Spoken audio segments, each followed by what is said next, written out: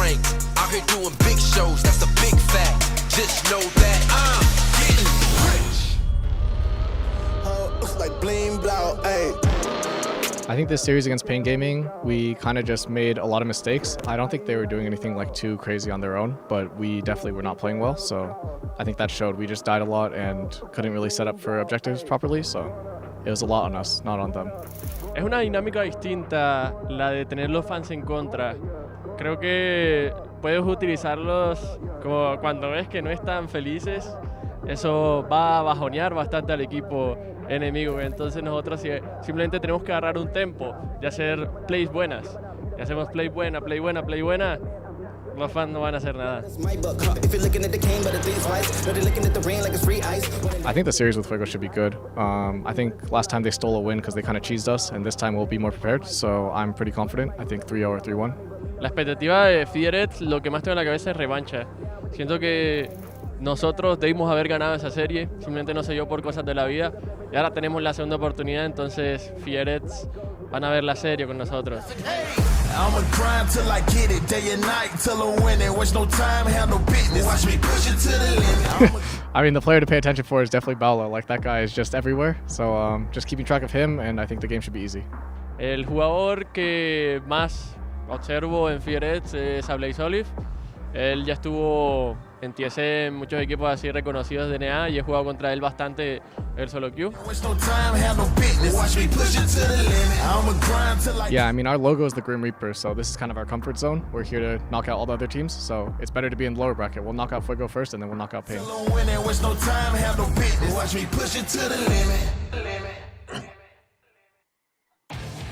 Hello and welcome back to America's Challengers. 6 teams from across the Americas have entered the CBLOL Arena at São Paulo, Brazil to do battle. Now only 3 of those teams remain. One finalist is already decided. Today we will find out who is going to join Pain Gaming in the finals.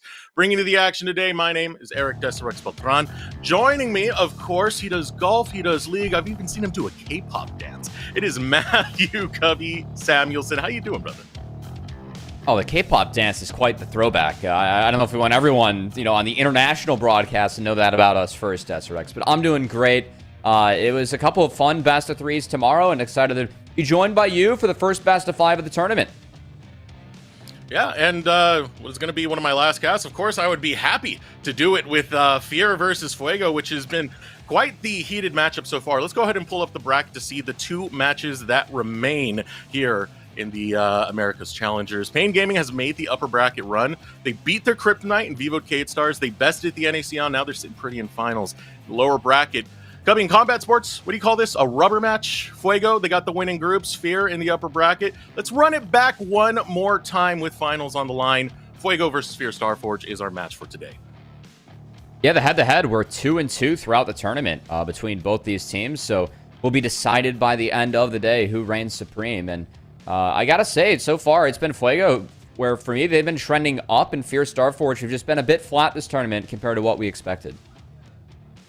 Yeah, I'm going to be honest, pretty disappointed with some of the performances that we've seen. Sometimes it can be that stage nerves, performing internationally, it can get to you, but we've seen quite a few blunders. Philip hasn't been performing the best. We saw his Gragas yesterday. Instinct has been missing a lot of those Ash arrows, but there still are some high points on the squad. I think XU has been doing everything he can to perform out of his mind. Right now, Fear, they really got to ring it together if they want to get the better of Fuego. Yeah, it's a new day for Philip, and we'll see if him and Fear Starforge can claim that new day and find their rematch against Pain Gaming, because I know that they'd like to decide who can be the top team between those two. As we have a Bo3s Olive in the mid lane. Of course, I think he's been doing all right this tournament, and Zelt for the second day in a row, really targeting the opponent mid, wants to get the best of him. Zelt had a really nice series yesterday for Fuego in the back half, and we'll see if he can do so again against the Bo3s Olive. I mean, you heard it from the other side. One of the players that they're targeting is going to be a Bo3s Olive. They do have a lot of respect for him and the history that he has. The opponents on the Rift, Fuego, a team that, if I'm going to be honest, Cubby, they kind of remind me of a fighter called Chan Sung Jung, the Korean zombie, because every time you deck it out with this squad, they just keep going forward and fighting still. And with how long ADD's playing, he might actually qualify for the Korean Zombie, you know, going back to the OGN MVP Ozone days in the top lane. We'll see if he pulls out that specialty Scion later on, too, to fit the lore that you got there. But I gotta say, I feel like Mataz has been really impressive for me. I still favor Axie going into today's matchup, but Mataz has been great. And I appreciate the shout out to Balda, who has been really making plays for this team. Fierce Starforge saying that he's been everywhere. Leota, the scout for Dragonsteel, paying them a lot of respect. As Fuego, of course, took down both the NACL teams in the group stage and have a chance to now do so in the knockout stage to the one team that made it. It's incredible to see a lot of the performances we've been getting out of Fuego, because really a lot of it does come down to the 5v5. They're a great team at team fighting, and a lot of the times we see teams get leads against them, but once it comes to the late game, that is where they start to shine out, and it makes it a difficult task to actually put this team away. I just really like how they've been empowering Mataz. It feels like yesterday, the bread and butter comps, it was Seraphine plus Jarvan, and then it was the Viego with a Shen behind him. To really make sure that you were able to allow for Mataz to go in, create some space, and get some damage done. So I think that Balda is the one that creates the chaos, and then Mataz is the one that they buff up to really have carry, which is going to be a tough task today, because I know that Fierce Starforge dropped yesterday in their series, but like Axie had a very good series against Tatsu, and Fierce Starforge, you're going to need Axie to continue to show up the way that he has, as he has been having a very strong tournament. Yeah, as I said earlier, I was putting critiques over towards Instinct and Philip, but we've seen them in the past in NACL and how well they can perform. Instinct on a lot of these like team fight marksmen has been able to show up in the NACL. Philip has had spectacular plays that we've seen in the past. As do give a shout out to some of the staff of Fear Starforge right there. So I still think Fear are slightly favored coming into this matchup, but again, those the blunders that we've been seeing in the past series, that really does need to be ironed out for this one. And honestly, for both teams, I know that Fuego, they tend to like the forever fight here and there, which happens when you have people that like to play as aggressive as Balda and Mataz do. So I'd love to see Fierce Starforge show some of that discipline on the map. I feel like their map play and movement hasn't been that bad. It's just that both top and bot have been falling behind in lanes. So if we can have stronger lanes for them, that could be good. And Desrex, we're a ways into this first draft as the players are ripping and roaring here. Of course, game one of our best of 5 Fearless. This is the first time we've seen the best of 5 Fearless in this tournament. For the record, any champ pick cannot be played again. In game 4, you lose your second phase of bans. So we go back to old school league with only 3 bans at the start. And then game 5, there are no bans. So if you want a champ ban for game 5, you got to let it through some point in the tournament. Or in this series, I should say. So let's go through some of the picks that have been picked up so far. Fear Starforge getting themselves both the Rel, Cassante, and Varus. Varus has been a lot of comfort for Instinct and can provide that long-range poke, as well as some teamfight ability with the Chain of Corruptions. The response coming out of Fuego so far, they are getting some good scaling onto their side. They do have the Azir as well as the Jhin, and now going to finish that off with Gnar. And of course, Gnar got that bonus 3 AD this patch. We are on the Worlds patch. You can see that 14-18. I think it really did help Gnar in a couple of these matchups. And of course, with his build, Trinity Force and Sterex really do scale off of your base AD heavily. So it was a really, really big buff for Gnar. And we've seen other players take advantage of that in this matchup. So already some strong laning showing for Fuego. I'm interested. We haven't seen this yet from a Blaze Olive, but we have seen Poke Varus get played, and that was an old matchup into Azir mid, something that Jackie's was even playing in LEC later on. I know that a Blaze Olive has been ever so flexible in that mid lane, so wondering if we get any swap ups here. I doubt it, but we do have the Orianna and the Hui banned away, so maybe more reason for a Blaze Olive to think about taking that Varus into the mid lane. I do like the bans for Fear Starforge because they realize that what Fuego need right now is a frontline. And Mataz plays some very gnarly frontliners in the jungle. Amumu was one of the prominent ones in group stages. Sejuani is one that he's played a lot during the regular season in the LRN. So taking away some of those as now Fuego start to build that frontline that was mentioned earlier. For the moment being, it's the hover onto Nautilus, and that will be locked in, giving them some sort of lockdown. I mean, I'll be real. I'd love if Fierce Starforge, like, took a Kaisa here. I think it's really good into the Jhin, like, not lane, you could put the Varus mid, and then you could unlock a Ziggs first pick later on by having Kai'Sa out for the rest of the best of 5 Fearless, but not going to be the case. It's going to be a little bit more stock standard for them. Ivern coming out for Axio, I got to say. First Ivern that he's played in this tournament. And then it is going to be the Corki for Bo3s. So a pick that was passed up a little bit yesterday, but making its way out here. And is that locked? Okay, I thought that Kha'Zix was locked in, though. Looks like it might be Jarvan. Now, Jarvan would be a pick to go for. Allows you to try and get that Cataclysm onto something like the Varus, which doesn't have that much mobility. Yeah. So yeah, that is going to be locked in. Fuego going to take that one. And Mataz, he works really well when he can get very aggressive with these ganks. And J4 does allow that very early on into the game. And a lack of magic damage for Fierce Starforge, something they might have to look out for as this game continues. Overall for Fuego, I've been really liking this Azir Jhin duo for carries. I feel like Jhin has really been opening up space for things like Azir later on. But for Fierce Starforge, Bo3s has been really strong in the marksman. And I think a lot of this is going to be about absorbing that early fight, because the Fuego comp has to go in and then resetting and making sure that Corki, Varus are able to continuously auto-attack throughout these so that they can turn the fight later on. And then again, this is going to be a pretty tense one. Both of these teams 2-2 throughout this tournament. In the group stages, it was Fuego who were able to get the better of Fear. Then in that upper bracket, we had Fear taking the 2-1 series. So 2-2 right now. Fuego has been pretty phenomenal, again, in these 5v5s. NACL, they did lose Dragon still early. Fear are still fighting, though. This is the knockout stage. Top 3, it's not enough, man. You want to make it to the finals. And this is how you do it. Lower bracket. And we'll see what Balda can find on this Nautilus. Has been so big for Fuego. And we'll see what kind of form Fierce Starforge comes in with. Again, it feels like coming into this tournament, so many fans were expecting the NACL teams to find victory. Has not been the case. I know from the tape, I was really impressed by Pain. And they have been the best team throughout this tournament so far. Fierce Starforge falling short yesterday. Want to right the wrongs and make sure they topple Fuego again in the bracket stage. You know what? And kind of needs some respect onto the name of the LRN after all of this. I mean, we were hyped on teams like Dragonsteel because what? They had like the perfect season, everything. They won NACL. Well, what did Fuego do in the LRN? They had a perfect season as well. Then they go into the group stage, only lose 1 game there. Then they go into playoffs and sweep that without losing a single game. That was a 27-1 record they made. Fuego, big impact over there. And a lot of teams are learning that, yeah, you do need to respect this squad.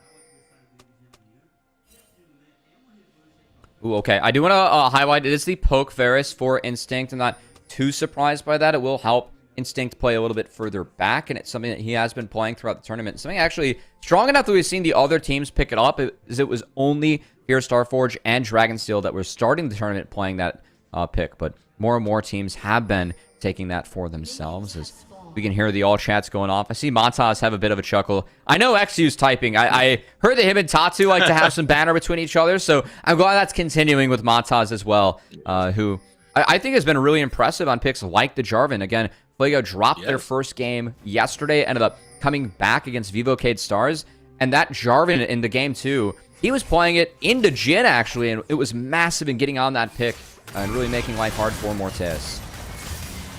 A little bit of skirmish breaking down in the bottom lane. Baola wants to stay in on this, but it's going to cost him his flash as he has to bail out. Here, Starforge going to get the better of the exchange.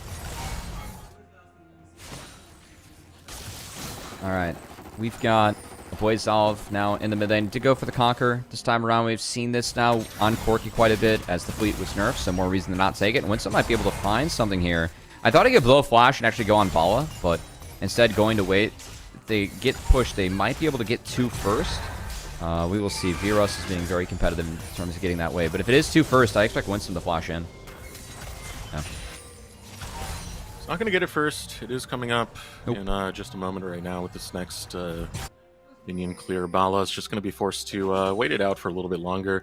Looking at where the pathing's going, it does mean that XU will be finishing towards the bottom lane, which could be interesting because that flash burnt does give him opportunity, a window to potentially look for a gank down there. Yeah, of course, on the Ivern, you got to prep camps on each side of the map. So it is going to be him making his way towards the bot side, along with Bontons, who will be matched. And meanwhile, top, we do see Philip falling a little bit behind the Gnar. Gnar, again, the 380 really helped him, and he can really harass K'Sante with those hyper procs. K'Sante, in order for him to do damage to the Gnar, really has to use that all-out form when the Gnar is in mini. Or, you know, find a way to go double unstoppable during the Gnar combo when he is in Mega, using that all-out as well. The angle coming down to the bottom lane. XU hovering over, trying to get the eyes onto Mataz as he uses the Scrying Plant. That is going to give vision over, so XU does know where the opposing jungler now is. And Boys Olive should know that the Jarvan could be looking mid as Bala had to take a reset. Winsome has not, so if they fight, Bala's going to be stronger. Winsome's got to be careful. Oh, hook lands into the wall. That means you do get an escape for Winsome. Nice use of the terrain right there. Hops right over it. Doesn't get caught by Baola. Good reset from Baola. Like, him having the full health bar was a big difference there in making sure that Jarvan secures not just this crab, but both crabs. You can see XU burned his flash. He's going to have to base to reset his camps. Instead, XU not choosing to do that. As Ivern, you have a bit of an elongated window, given you have to prep camps. So he's using that bonus time to make sure his bot lane is safe, but Mataz will cash in with the double crab to start off this game. I feel pretty good for J4. Get that level 6. Maybe a little bit more faster. Gives you the Cataclysm, which again, you know, look at the vulnerable targets. That's still Varus. You get his flash out, you're able to Cataclysm, then that's a Varus that you can probably take in a lot of these early fights. So something he'll be keeping his eyes on as this does continue, but it's now taking the reset. XU going to be over on that top camp. Bala goes forward right here. Winsome looks to turn it around, and Bala's taking a lot of damage, throws the hook right on, and it's first blood picked up by Winsome. Virus on the retreat, wants to keep his flash getting slown, but the hail of arrows will have to burn his cleanse in the process. Well played by Winsome. Got the shield break on the Q that the Rel has, as we're going to see Zelt burn some mana to get out of the mid lane, but well played by XU to sneak in there and force a little something out of his ear, who did just TP back. But that look in the bot lane, Rel, so like, a big stat advantage against Nautilus early on in the game, just between those two champions and what you get. When you break the shield like that and are able to wait out the Aftershock as Instinct did, very well played. The kill does go over to Winsome, who had the Ignite ticking, which is a bit of a bummer, but still nice from the Fear Starforge bot lane, who, as we've said, have had some struggles in this tournament, but that's a good start for them in this best of 5 Deserux. Very good start for them, getting first blood, getting it onto your bot lane. As far as now, the focus over into the mid lane. Bala is still camping around there, but for the most part, Winsome is there to just make sure the wave is going to be shoved in without too much air to zone out Zelt. XU waiting on the opposite side. Maybe trying to bait out what they think is in that bottom bush. But no, XU going to push away now. As the lane swap is called, Virus showing up in the mid lane just in case there's any more pressure over there. Now finally Bala going to step forward. Deadly Flourish, rooting up Winsome in the mid lane. A couple shots coming in from Blaze Olive, doesn't get too much damage on to Bala. And the way that both teams are exiting, looks like it could be a trade of objectives, as Jarvan will jump on the dragon there.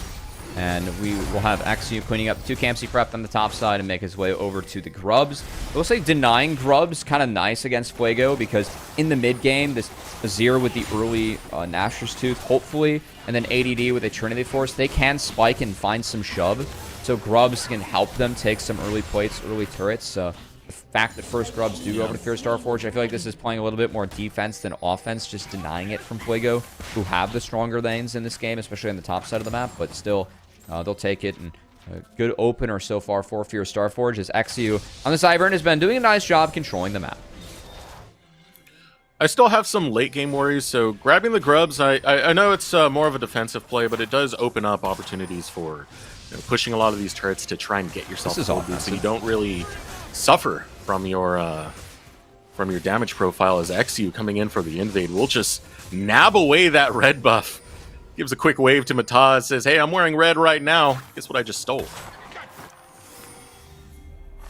Yeah, that's called getting burned, you know. Field Vern comes in and drops a couple smites. Camps instantly go bye-bye. It was only 2 grubs here for Axu. I think he might want to delay the spawn of the second grubs. Again, they don't really win on this top side.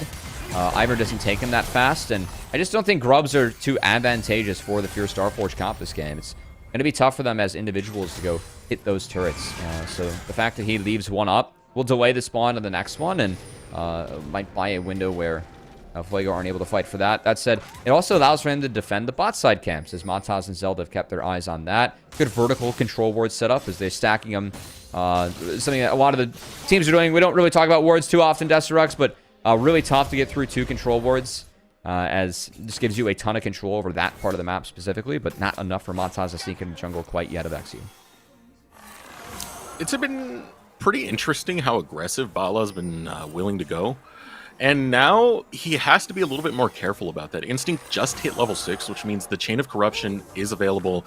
If you get the wrong engage, he's going to lock you down. And Nautilus at this stage, not exactly that tanky. Not going to get much tankier from the support role, so be careful about that. Yeah, Baldo, again, receiving a lot of praise from people out, at least from our NACL reps that I've seen on my Twitter feed with Fuego. And yeah. I appreciate it. You know, sometimes supports are unsung heroes, but Paula is just crazy enough to get recognition, you know? I feel like that's got to be it. Look at this. Bala is looking to try and spot out where XU is. XU already taking both of his camps, red buff, as well as the golems, hovering towards his raptors. Not going to have much issues with clears over here. However, now looking back over towards this top side, grub spawn still going to be quite delayed as no one's taking that final grub. The wave so hard shoved in by ADD leads him to about an 18 CS lead. Yeah, ADD, of course, not exactly a Challengers League alum, but a Challengers alum of past from IMT and the Academy days. So was on a team with ABO. Fun to see ADD. Yeah, was on a team with a Bo3s Bo5s, indeed. And so far, utilizing that Gnar to pretty good success. Again, that lane with the 3AD that Gnar got. I think this matchup in particular got so much better for Gnar. This and the Renekton matchup. I'm going to be really interested to see how big of a pick Renekton will be at Worlds, just given that a lot of players are comfortable with the Gnar matchup, and it is one that you can cash in. And at the moment, ADD cashing in this Gnar pick into Cassante. Quite good. So that final no Void second grub, grubs this game. Yeah. Yeah. That was taken super late, so yeah, that takes away the second spawn of it. So Mataz grabbing that so late means that the next spawn is going to be the Rift Herald itself. I honestly really appreciate that decision from XU. I feel like we benefit as Fierce Starforge from slowing down this game as fill up.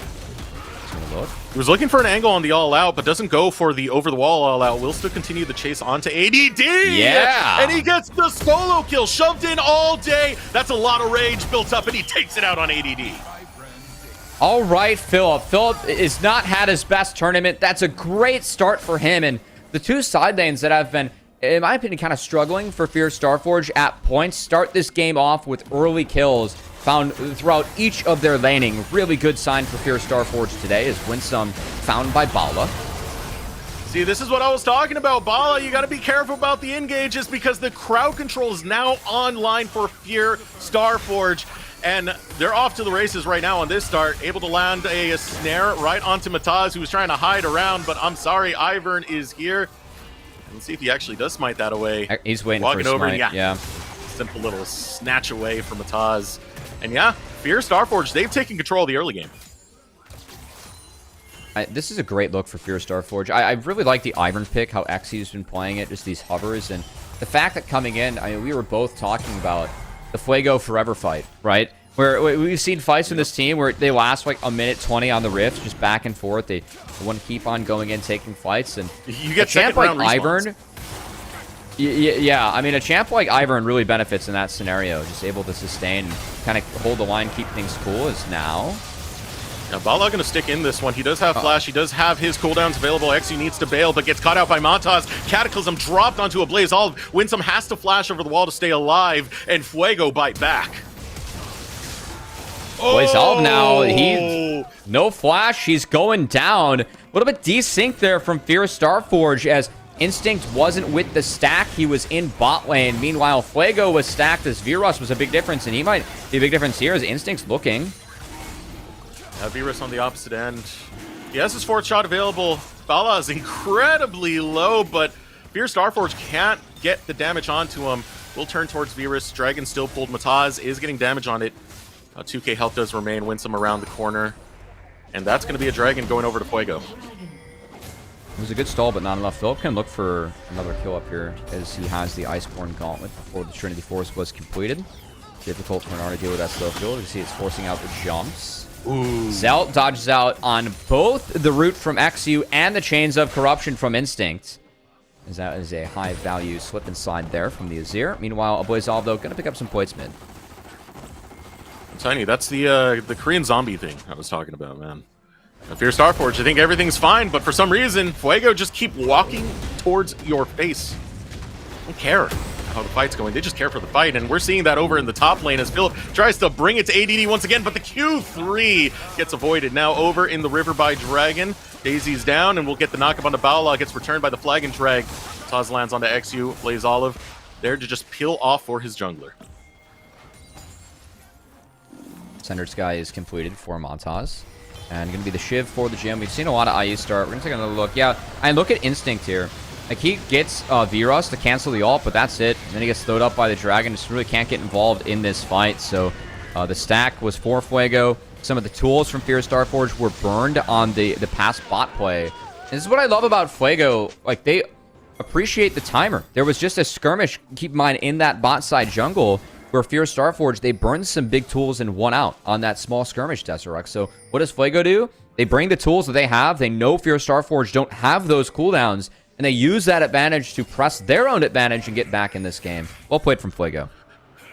This is something that Fierce Starforge, they shouldn't be surprised by anymore. I mean, I remember in previous games where these teams went against each other, it was Mataz on Viego, who would just flash on you in a heartbeat, did it to Blaze Olive in the mid lane, and would get kills that way. So you have to be expecting this team willing to use their resources at any given moment to take you down, as now another fight breaks out over in the bottom lane between Philip. He's going after him and will take down ADD in the solo kill once again. Cassante moment again for Philip, as that was really well done against ADD. ADD has Flash coming back up off cooldown. Philip finds him before that tool is available for ADD to escape the crutches of Cassante.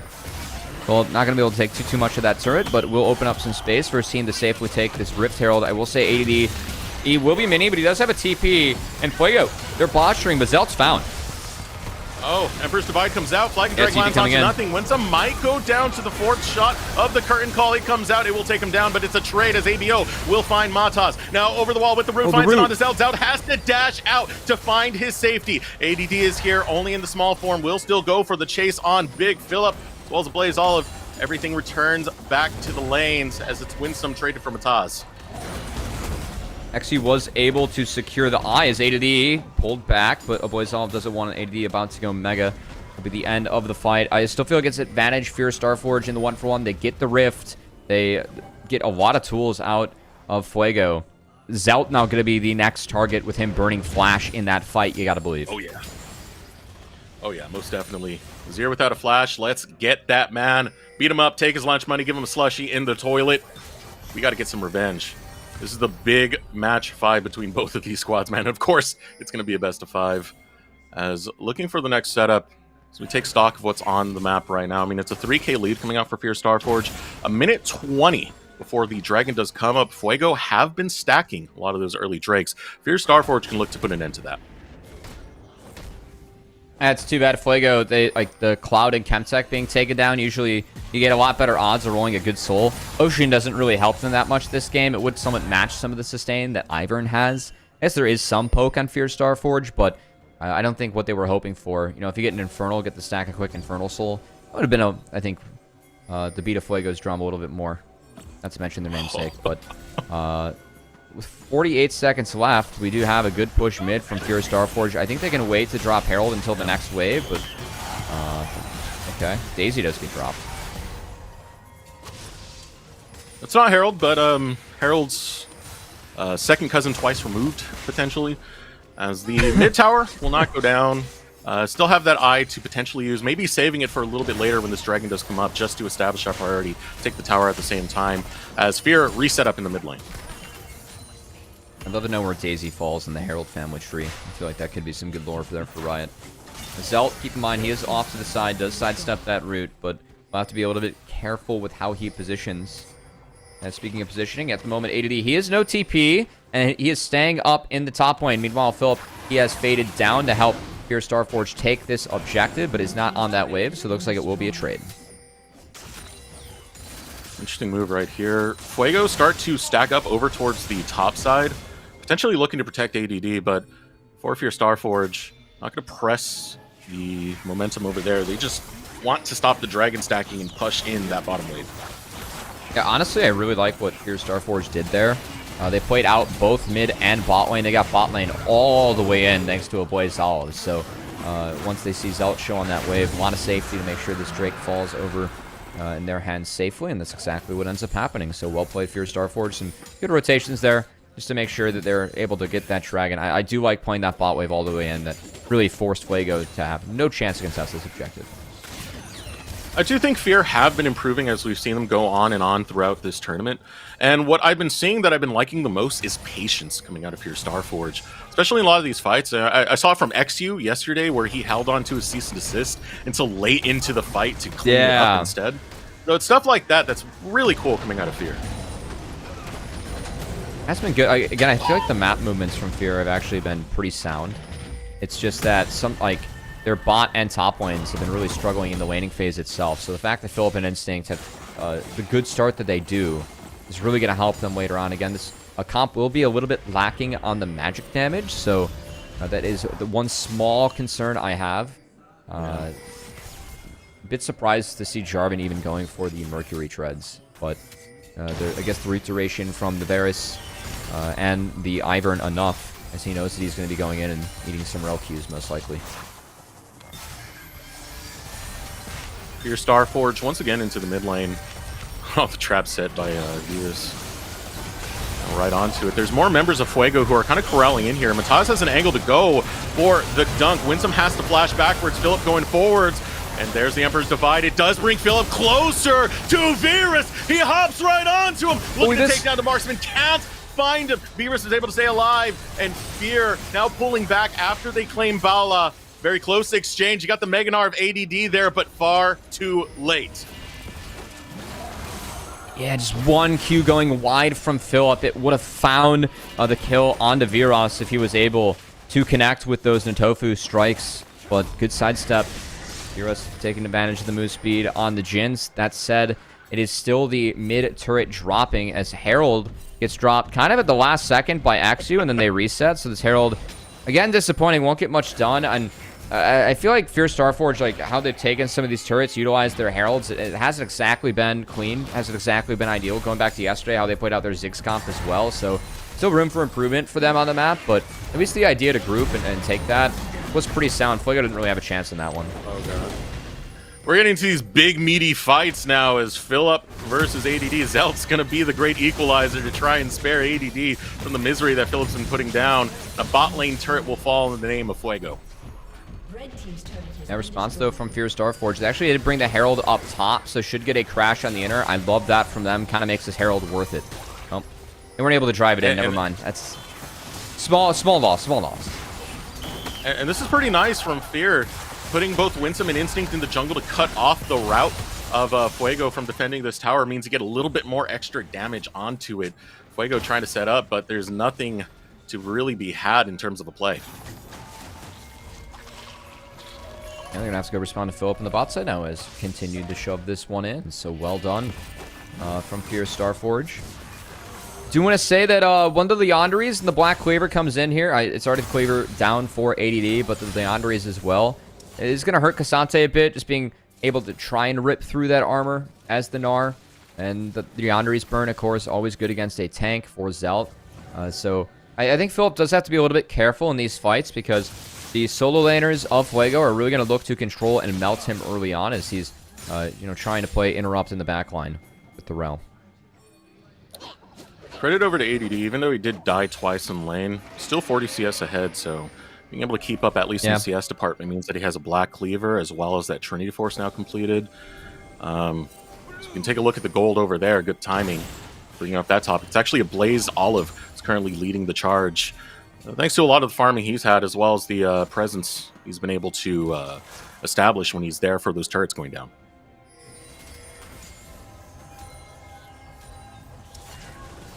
See if any more turrets can be knocked down here by Fierce Starforge, but I do think the 3-line setup isn't exactly advantageous for them. If they get in a poke war with the Ivern and the Jhin, I think that's where they're going to be comfortable. It's Bala. Yeah, Chain of Corruption goes out, but Bala's not finding much. He got Winsome.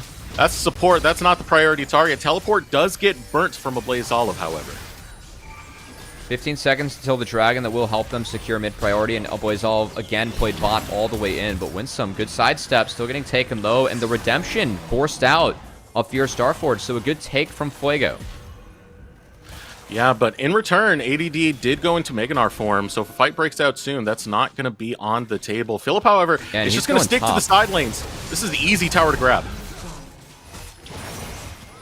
Oh, man. Nar can't interrupt ADD. He's got no TP. Philip might have an angle. Oh, here comes Big Philip on an angle. Mataz is left by his lonesome in a Blaze. Olive will take him down. Now Philip going forward. Sees Zelt. Says, that's my new target. Big Felipe going for the hunt. Doesn't land the Q3. Will turn it on to Virus instead. ABO grabs the kill. And 2 fall for Fuego on the Dragon play. Fear come out ahead. Really like the approach from Fear in this game. They're disciplined to play out their side lanes. They aren't giving Fuego every single fight angle that we've seen this team get, and it's hurting them because Fuego, they're defaulting to grouping, defaulting to try and look, try and posture, take these fights. But Fierce Starforge, again, just being disciplined and making sure they get their waves all the way in before they group. Fuego are losing by continuously grouping and not finding any sound engage against this Fierce Starforge core, who now have that second Dragon under their belt, have a 5k gold lead in their hands. You gotta believe that sights are gonna be set on the Baron, which is gonna be quite slow if Fierce Starforge want to take it, but could be good bait. I've absolutely loved the way that Philip has been playing the map. Utilizing that last teleport play was huge right there. Big Felipe trying to atone for some of the plays that we've seen throughout the Americas tournament. Looking good once again as he heads over to the sidelines. Atonement's a good word here for Felipe, but he's trying to be Saint Felipe here in Brazil. Bringing this one back as Philip, again, Ed struggled a little bit in the tournament, but the fact that he got this wave all the way in top, and then this fight he had, I love the angle he took. Zelt forced to flash that Q3, so that's a summoner spell they can punish later on against the Azir. And Philip with that take on the top inner and the TP down, ADD just did not have a good response. Was not in the right side, not on the right side of the map for that fight. And Fierce Starforge were able to punish off the back of Philip, the player that I feel like has really struggled the most, especially in that series against Hedon and Pain yesterday. So really good sign for Fierce Starforge fans today to see Philip performing well in this first game. They said it during the opening segment that we had that when they get sent to the lower bracket, this is the Fear comfort zone. For those of you not familiar with the NACL, you know, they fell into the lower bracket, immediately clear that game there to get into the finals. It's kind of a repeat of what happened in NACL summer as Fear, when they're pushed to the limit, this is when you start to see that team show up. Now Philip still shoving in these waves, battling it out over there in the bottom lane with ADD.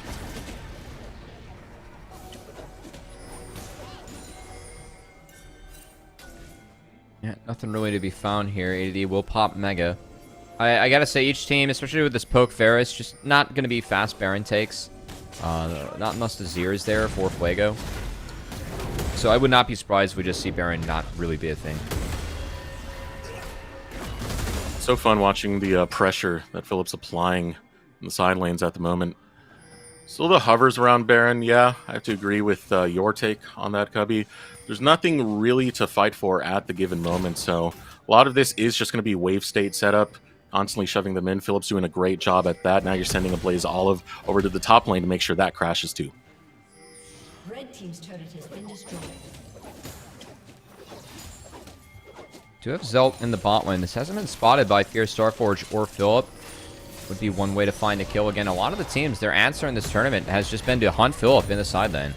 And the fact that Philip has a lead isn't really far behind and is playing more disciplined on which waves he's stepping up for and not, really helping Fierce Starforge just get to a better state to secure this game.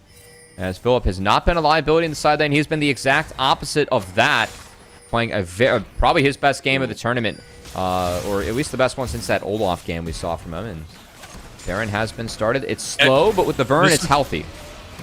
And this is a good call, too. ADD just lost Meganar. If he teleports in, you're not going to have that ultimate. So, Fear, they really did press the advantage right there, thanks to Philip in the bottom lane. 4K health remains. This is up to Mataz to try and get a steal to bring this back for Fuego. But Fear, again, playing patiently right now. Still taking some damage. They're going to reset the Baron. Potentially look for an angle right now. They're not able to find one, but Philip turns onto ADD. ADD should be a hop, skip, and jump right over that wall. That Meganar now going to be available. Here comes Winsome looking for the Magnet Storm, finds it onto ADD. Philip goes forward. ADD still hasn't burnt that ultimate. He's burnt alive. Philip onto the back line. Goes after Virus. Virus has to burn his flash to get away. Gets caught by the Q3 is Zelt. Philip critically low. Zelt looking to swing it out, but he's got no more teammates. Bala and ADD have fallen, and Fear win the team fight. I think this has been a great game one read from Fear, playing the Ivern, just slowing these games down, making sure that they're the ones that are healthy and using some poke to just put Fuego in bad spots. Fuego's been grouping too much. They have not been playing the sides, and it's just gotten them at a bigger and bigger disadvantage as Fear Starforge have been able to neutralize and turn the plays as Mataz trying to get in the pit. Yeah, Philip's looking to escape. Mataz goes in. Mataz gets the steal for Fuego. What the hell, man? He's going to give his life for the cause himself. Looks to clean this up. He grabs XU. He has to fight it out with Big Philip, though, and he will be able to shut that big man down. Winsome falls. It's a triple kill for Zelt, and you can't count Fuego out. Mataz has been the hero for this team. It's been Balva that makes things crazy, but Mataz that's been the carry. And yes, he goes down, but taking that Baron, finding the triple kill for Fuego. They have a lot of standing turrets to knock down. That's the last outer. They have every inner now to get through. And this Baron should also help them get the dragon. A huge play from Fuego to get them back in this game. Just as it looked like Fierce Starforge, we're going to snuff that Ignite out. Fuego, they're back. Mataz has been that big star, and under pressure, I think it was like 700 health. We got to see that again. Mataz, the most heroic steal possible to keep Fuego into this. 70 health was the smite. Yeah, the control ward being dropped in that brush gave him the vision, and the ult plus smite combo, he finds it. Well played from Mataz. And again, I mean, a lot of big kills going over. A triple kill to Zelt. We've seen what Zelt can do in some of these later team fights when he gets going. And that's really big for getting him in this game. He's now 4-0-2. That's a Void Staff now on this level 16 Azir. Could be an issue for Fierce Starforge moving forward. Again, their front line very vulnerable to this Conqueror Azir, as we have another fight breaking out. Oh, Fear realized they still have the ball in their court. They can still keep going for the plays, but Instinct's left by himself. The backline is deleted. Here comes Philip. He's looking for Zelt. Zelt's able to put that thing up his divide, but over the wall comes ABO, and Zelt is down. Philip finds it, going after ADD. The long chase. One more missile lands in a blaze. Olive gets the counter punch. Fear take down 4. I mean, Instinct, he fell after he pretty much just, killed the entire bot lane of Fuego. As that combo coming out from Winsome and Instinct, it connected onto the bot lane of Fuego, and they melted at the hands of this poke Varus. Yes, Instinct falls, but the rest of the fight, once Zelt goes down, no chance for Fuego. And that's the Baron off the shoulders of Fuego, minus Mataz, and that's going to make things a lot harder for them. Good bounce back from Fierce Starforge to find that kill. A good move. This sets it down to a negative Baron power play for Fuego, unfortunately. Yeah. But it's all because Fierce Starforge, they did not waste an ounce of time, Cubby. And it really is just this opener. I look at the engage from Winsome and Instinct. Great flip from Philip. We missed that. The double Q3. Yeah. Making it so Winsome can find the easy combo on the rel. Yes, the Varus goes down, but that's after he already unloaded around the cooldowns, which completely killed the bot laners of Fuego. After that, Zelt the target. Easy cleanup for Fierce Starforge. What an insane game one. Every time these teams fight, though, I'm not going to lie, I'm not that surprised. This is my expectation of a Fear Fuego game, that someone's going to get a lead, and at some point, things are going to go haywire, and we're just going to be throwing hands left and right. But right now, it's Fear who do have the advantage. Still 6K in the lead as we take a look at that gold graph. A little bit of a dent because of that Baron, but back into position. Just the stalagmites coming off the ceiling, Jesserux, you know? It's a cave we're in, it's Fear Starforge. No. I gotta say, I still really like the Ivern approach. I know it was one oopsie around the Baron, but I think Ivern's a good read into this team. As Winston goes in, they're gonna try and get ADD. And ADD can't even stay in. He has to bail as Meganar's popping at the same time. Yeah, that bar just ticked red. So he has to get to the respawn as fast as he can if he's going to utilize that ultimate. The recall called from Zelt. He's got to get back to base because his base is in flames. ADD steps forward, looks for the wave clear. Mataz looking for an angle.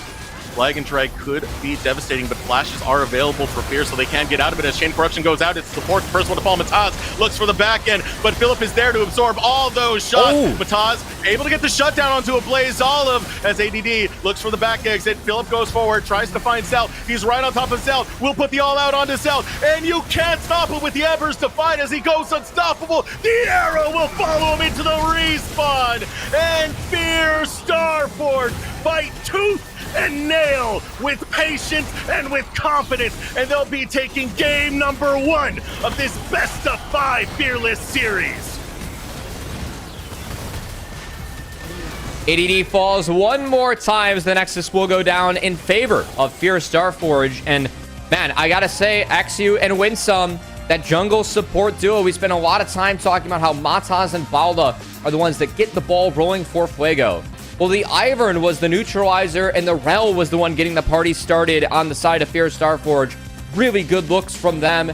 And the side lanes for Fear Starforge, the weakness in that series against Pain, each found kills in the laning phase. Philip with the 1v1s, the 2v2 for the Fear Starforge bot lane. I think that's the best sign you could have asked for as a Fear Starforge fan. If you have hopes for this series and hopes for this team to still hoist that trophy, these guys need to step up, and they did so in this game 1 against Fuego.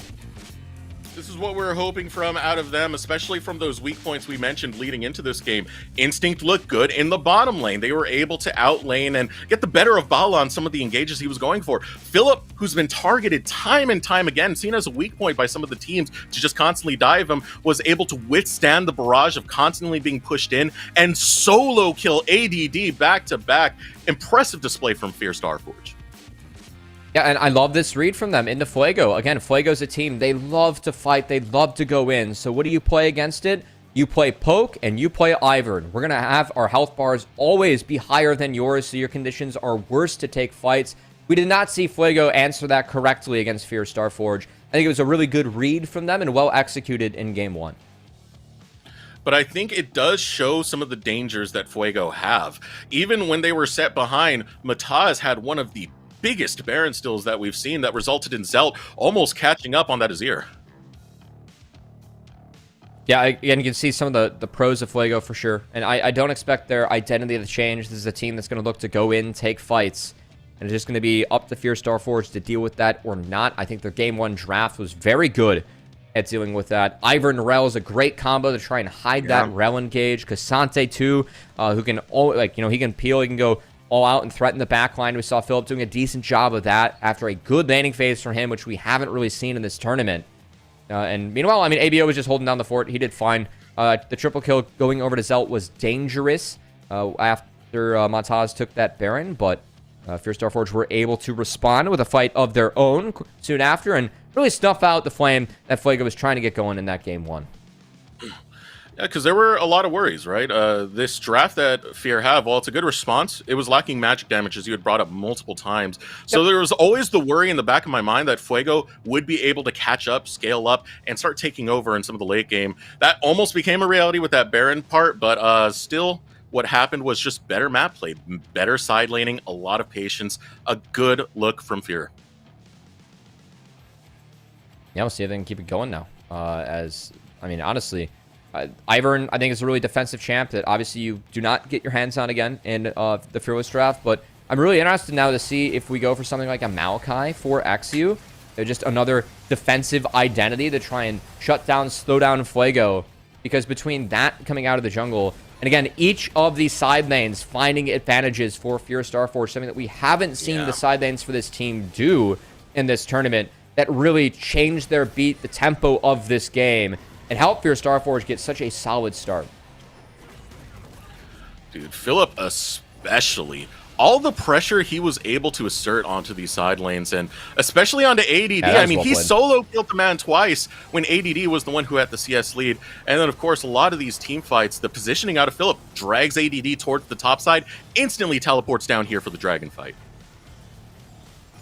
Yeah, this fight, Philip really put them in the blender between fixing that top wave, taking the turret, and then joining. ADD was just nowhere to be found. He did not have access to his TP at the start of this play, even though he had access to it on the back half. This is the big play, though, from Montaz. Nearly got Fuego back in the game. If they end up winning this game, that's the highlight reel for them. That really changed the beat of how this one was going, but unfortunately not enough in the end. As the triple kill for Zelt was definitely scary for Fear Starforge, but this fight right after, talked earlier about Fuego, they found a winning skirmish where they had cooldowns, and Fear Starforge did not. This was a fight where the cooldowns were up for both teams from the looks of things. I thought it was a Fear Starforge cooldown advantage after that last one, but they were here first, and the combo from Winsome that was set up by a double Q3 from Philip was fantastic. Philip, for me, got to be the most valuable player of this game, which has not been the case for Fear Starforge so far. It was Hedon who was the player of the game in their series yesterday, but Philip really stepping up in this game one. Made a lot of big plays, especially going through this highlight package. Yeah, there was one where he even buffered out of the Emperor's Divide, which just looks so cool, man. Even in these last moments right here, they still get a Blaze Olive. It shows you that there is a little bit of danger left in Fuego. They still have that Spy, still have that Flame. There it is right there. Buffers right out of it. Yeah, follows it with if he W's the other way... Mm. Yeah, if he W's the other way, I think he gets the kill. But, you know, Instinct, he had his back. His good teammate does. Yeah, so a great performance out of Fear Starforge. The Fear that we were kind of hoping to see as, you know, for the expectations that the NACL had on them, falling so far so short in a lot of the group stage and a lot of what we've seen in bracket, now finally coming alive in what is potentially the 11th hour for Fear. I mean, it's the comfort zone, right? The Grim Reaper, as we can take a look at the post game for that one. And gotta say, Desterux, who do you think did most damage? Was it Philip or is it the poke Varus or Corky? You know. You know what? I'm gonna cheat and look. It's It close. was Corky. It's close. It's like it's a There's full tie. almost Wow. a three-way Okay. tie. Yeah. Well, I mean, I would say shout out to Instinct with you know, the poke Varus damage. It's the biggest gap, but also you are playing poke Varus, so you get the biggest range to play with. So maybe it's Philip for just closing the gap and getting all that damage down. Again, Philip, my play of the game in that one, which again, that hasn't really been the case for Fear Starforge. Philip has been the person getting targeted, getting picked on by other teams. So the fact that he took his Cassante champ, we know Philip's comfortable on, had such a strong game one performance, something that Philip can run with. And hey, these are two matchups that are pretty good against Renekton, another champ we know that Philip will probably play in this best of 5. So can open up that pick for him in a later game in this series as well. I mean, Phillips Renekton's still on the tables. Gragas is still on the table. Hey, even with yesterday's game, I still think his Gragas is a pretty solid pick to have. So there still is a lot left in the wheelhouse. And of course, Fear Starforge, our team that's much more experienced when it comes to Fearless Draft. You know, they fought through a lot of these best of 5s already. So they know how these late stages really do go. And especially coming on to this game 2 that's going to be coming in soon enough. Once you win that game 2, that's where we kind of have that advantage zone coming in, right? Because that's when the draft starts to come into your favor due to side selection in game 4 and game 5. So maybe some of that experience going to be on display from Fear Starforge as they get ready for that game 2 draft, Gubby.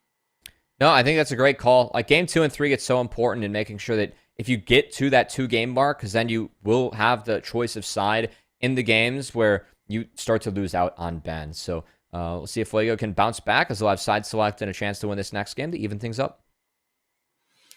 So the rubber match between Fuego and Fear Starforge definitely has been a banger so far, and it's going to keep delivering. We're going to throw it over a short break. When we return, we'll get ready for game number 2.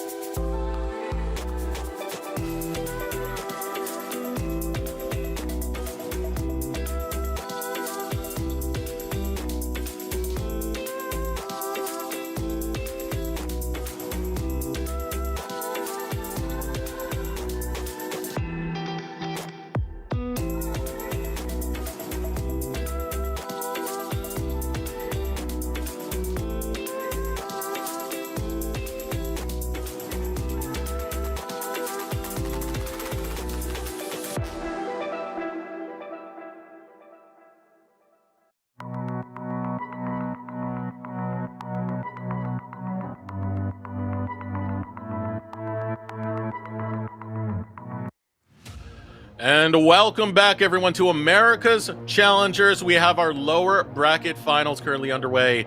Fear Starforge taking on Fuego. Game number 1 going the way of Fear Starforge. Incredible game coming out of Fear Starforge. Very calm, composed, collected. Now for Fuego, I do want to bring the topic up because we talked a lot about Philip and sort of the fluctuations of play we've been seeing from him. Cubby, what about ADD? We've seen a lot of highs and we've seen some very bad lows. Yeah, unfortunately, that was a low from ADD. I feel like both top laners have had ups and downs. ADD has had a few more ups than downs compared to Philip, but good to see Philip have an up game that time around, and we'll see if ADD can bring it back. I feel like each top laner struggled a bit, And a big part of the reason why Pain Gaming are sitting in finals first is how well Hedon's been playing. So honestly, kind of a warm-up game for each of these top laners, whoever plays tomorrow going up against Hedon, who has been the big boss of top lane in this tournament. Yeah, I think back to the first time that we saw Fuego and Fear do battle, ADD was able to pull out the Udyr, and that completely smashed Philip in lane. That was a 6-0 KDA that we had. Yeah, so we do know that there are some very, very potent high points from him. Yeah, of course, ADD, if it's a tank, he can play it. Any and all tanks, always going to be available for ADD. I think the Scion pick that he had in Fuego's Game 3 yesterday against Vivo Cade Stars was a huge difference in making sure they found that victory. So we'll see what ADD wants to pull out, especially if it ends up being the personification of the Korean zombie in his Scion, which is his signature pick, going back to his MVP days. Yeah, we're going for the literal zombie now, aren't we, Cubby? Yeah. It's the right season, right? I mean, October is just around the corner. We got spooky season coming. Get some new Halloween skins. Yeah. I mean, I got to say, I went for a nice run yesterday, and I saw the first house in my area that was completely decorated, like, all out for Halloween. Like, they had tombstones, like, 7+ skeletons in the front yard, and it kind of threw me off guard. It was a little early for that, you know? Yeah, it's always very interesting when you start like shopping around and it's already June and you see the Spirit Halloweens are already starting to pop up. It gets a little spicy there, gets a little interesting, but speaking of spice, let's get our attention back onto the game with Fuego. Right now, it's their turn to bounce back. They will have side select for this one, opting into the blue side. So we'll see how that seems to influence, we'll see how that does influence their draft. A side select, especially later on in the best of 5 Fear, is so important as you do lose bans in Game 4 and 5 throughout the series. We'll see if we can get there, but to start off, again, I really like the read that Fear Starforge had in that Game 1, if you missed it. First time XU played Ivern all tournament, and that champ, I think, stylistically into what Fuego likes to do, which is fight, and fight a lot, Desterux. It kept the health bars high for Fear Starforge in some of those elongated fights that were attempted for Fuego. And it was a really nice job of playing the map as... Oh, Philip? He does this every time. He just does something that's so, like, jarring, off-putting, staring into your soul. You lost. Yeah, don't even. Oh, he lost the staring contest. Oh, no. Oh man, I love Philip. He's so funny. He's a big memer. You know, I saw Philip at LCS finals. It was really cool. Of course, NACL finals were the day after LCS finals for NACL. Fear Starforge, of course, were there at the Riot Games Arena in LA. The first thing that Philip said is like, "Hey man, I've been playing pretty good this summer, huh?"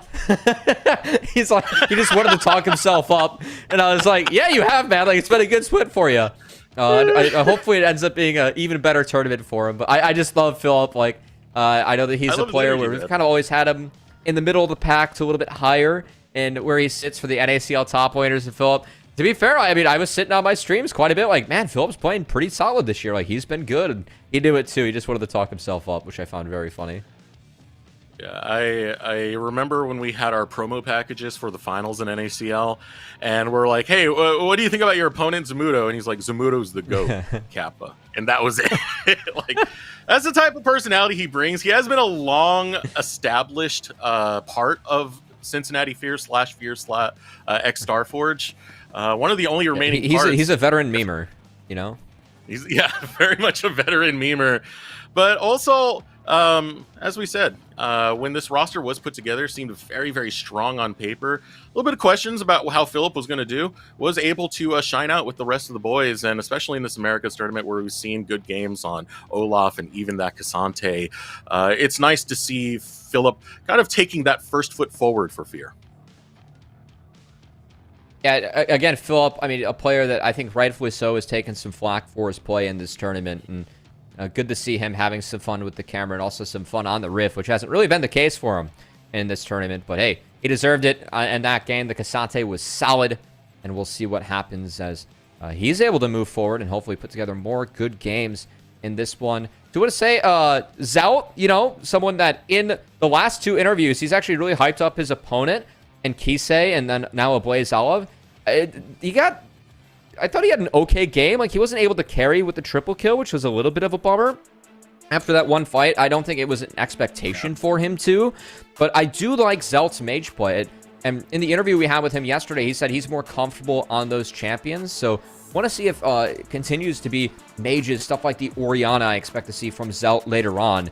And to see if he can actually get the best of a Bo3s, who I felt like was our strongest mid from NACL and is a player that has been getting respect from his peers in this tournament too. So a reminder to our audience, this is Fearless Draft. So all the champions that were picked in game number 1 will not be allowed in this game number 2. Not going to run back the Ivern, not going to have the Varus again. You can see right there, games 1 for both sides now displayed just right above the draft. And first pick coming in will be the lock-in for the Smolder.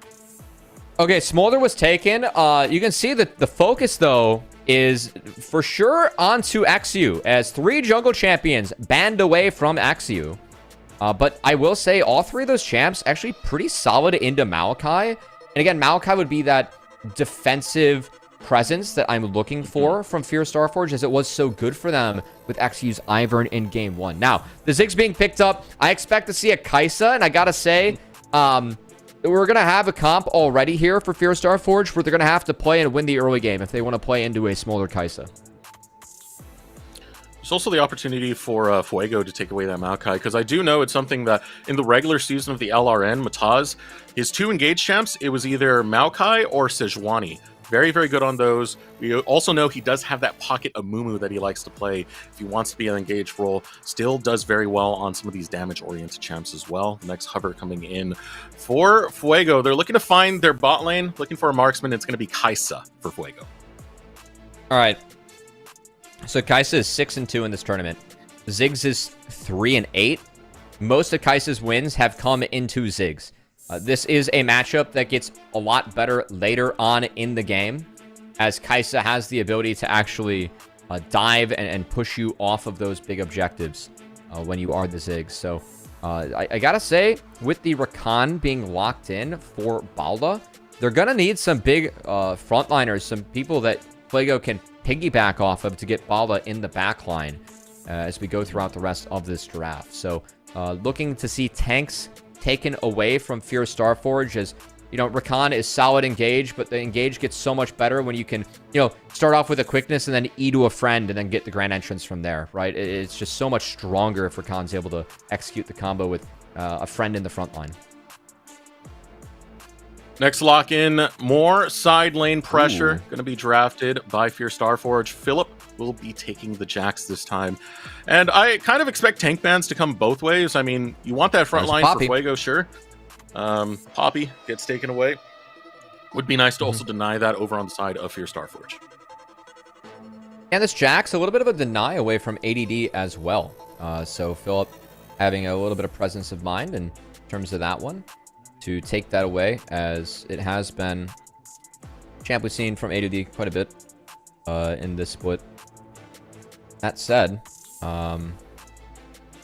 curious moving forward what we end up having, as we have another, a Shen ban. I don't really like the Shen ban. I know Shen would really help prevent the dive onto the Smolder and the Kai'Sa, but Jax has like infinite side lane pressure against Shen later on. So maybe targeting a Flex Shen. Maybe they're playing jungle Shen too, who knows? But I feel like Shen ban wasn't that necessary this game. I was actually just checking into it. This is going to be the first time Philip has played it in the Americas tournament so far on this Jax pick. Has played it over the course of the season 4 times, 3 victories on it.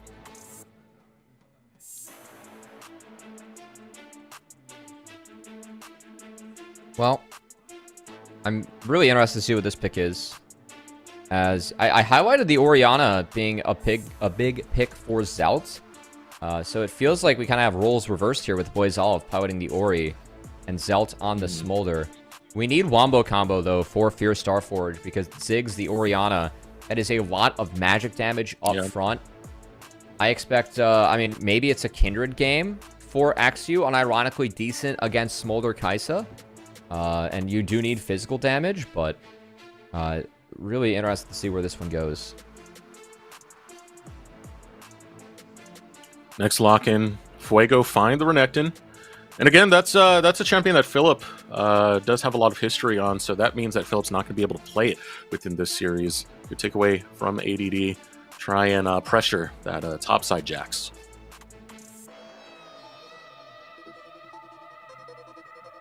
And we saw Philip drop this. Whoa! That's a Ooh. Zach! Oh my goodness. Okay, Bounty I was boy. not expecting that. I was not expecting that from Mataz. I mean, that's one way to give Rakan a couple people to piggyback off of in the front line. As the elastic slingshot going in should be big for Mataz and Fuego. Not a lot that can keep Zach out as well, which is actually really important, as it's going to be the Wukong. A little bit of tank busting coming in for Axu. This is a very good champ into Zach. Also, a ball delivery system for a Blaze Olive. So I do like the Wukong pick. I feel like it helps round out the comp a little bit for Fierce Starforge. And it does give you a way to cancel the elastic slingshot. It will cost you a Wukong ultimate, but at least it's one tool. And I know it's not going to him, but what's Philip's favorite champion? Renekton? No, it's Question mark? Wukong. Oh, yeah. No, That his is favorite right. champion Yeah, of all okay, time has yeah. always been Wukong. Just Yeah. a little fun fact You are throwing right in about there, that. but yeah, we are going to have the monkey business. I for everything you said, Cubby, I pretty much agree 100%. I really like how the Cyclone plays into this composition, especially if Fuego are engaging into you. It's very hard to get past that. Allows for that fantastic setup onto the Wombo combo. My question for Fuego is going to be, what angles are we going to see Mataz pull off for some of these ganks to try and get Fuego into it? Honestly, that's a good question, because again, this elastic slingshot really cannot be canceled. It has to be Wukong ultimate to stop it. And if that doesn't connect, then if you're going in with that E, it's going to be really big for Zach. That's a lot of damage. It's the ability you max out first, so denying it's a big deal. But if it connects, that is one of the most unique, longest range, normal ability, engage skill shots we have in League of Legends. What makes Zach a fan favorite for everyone. It's like you can't ward against it. You put traditional wards out, and Zach is just, he's ganking you from the respawn somehow, going cross, from continent to continent, basically North America to South America, and then back again to gank you. So Mataz does have, some creative say on how he's going to approach some of these ganks to try and get his players ahead. But if he can have pretty good situation here for Fuego to try and take us to a series. As we head on to the Rift for game number 2, Fear Starforge versus Fuego.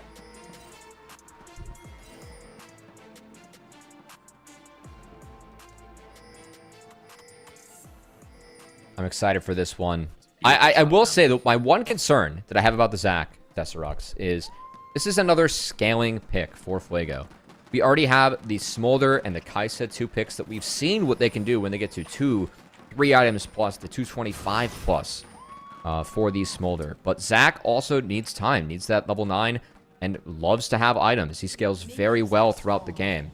I'm concerned it might be too much, because I'm looking at some of these early fights. I mean, if you connect with a Shockwave and a Super Mega Inferno Bomb over the top with XU being a tank buster in some of these early skirmishes, I don't see a way that Fuego can fight anything early on. So onus for me really on Fierce Starforge to make sure that the first couple of grubs, the dragons are going their way. And what they failed to do yesterday with Ziggs is overload sides with their 6 grub advantage to knock down turrets quickly. That has to change. You are off to the races in this game if you are Fierce Starforge, because the late game for Fuego with the Kaisa Smolder Zach is terrifying. Now, we talked a little bit about the interaction with Elastic Slingshot paired with the Cyclone. I shouldn't say paired, but countered with the Cyclone. It can also play a lot of danger to the way Vitus wants to approach a lot of these fights. Killer Instinct, you're expected to dive into the backline and start taking out picks like the Orianna, like the Ziggs.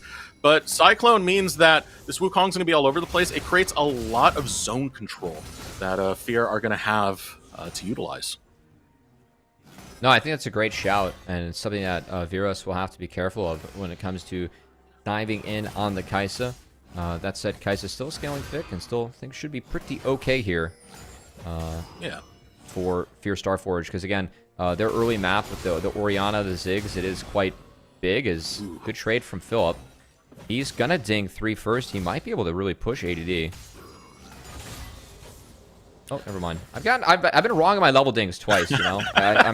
It's a level ding against a Renekton, man. I don't know what I'm doing. You can just press Q and it's GG. Philip still being the aggressor in this lane. I mean, for ADD, he's going to get zoned away from this wave pretty brutally as well. We'll need some backup if he's going to have any of that pressure alleviated. Problem is, Mataz has already cleared that side of the map. He's going to be in the bot lane. And this has been the big difference so far for Fierce Starforge. Philip's performance today against ADD compared to him against T-Dun, night and day so far. It is only a couple minutes into game 2, but it was a tough day for Philip yesterday. And the fact that he's already forcing the TP out of Renekton in this matchup like this, his first base is going to be so much better. Yeah, it's going to be so much better than this Renekton. And he still has this wave nice and frozen. So with XU on his side of the map, no chance of a dive coming out against this Jax. So should be A-okay. Meanwhile, Mataz got it out in the bot lane. Doesn't have a sweeper. So if you're a Starforge, going to feel nice and safe down here. And that's great news for Philip. He knows that the enemy jungler is nowhere near his location. And even in the mid lane, a Blaze Olive getting a lot of good trades against Zelt sends him to just over 100 HP where the wave is shoved in. And a big deny pick from Zelt, too, by taking that Orianna. Orianna really big for Zelt in their Game 3 victory yesterday. Says comfort is control mages, and with some of the picks that we've seen so far, Deserux, I'm expecting to see Syndra later on in the series, quite frankly. It is a pick that's really snuck up in power on 14-18 with the changes made to Storm Surge in particular.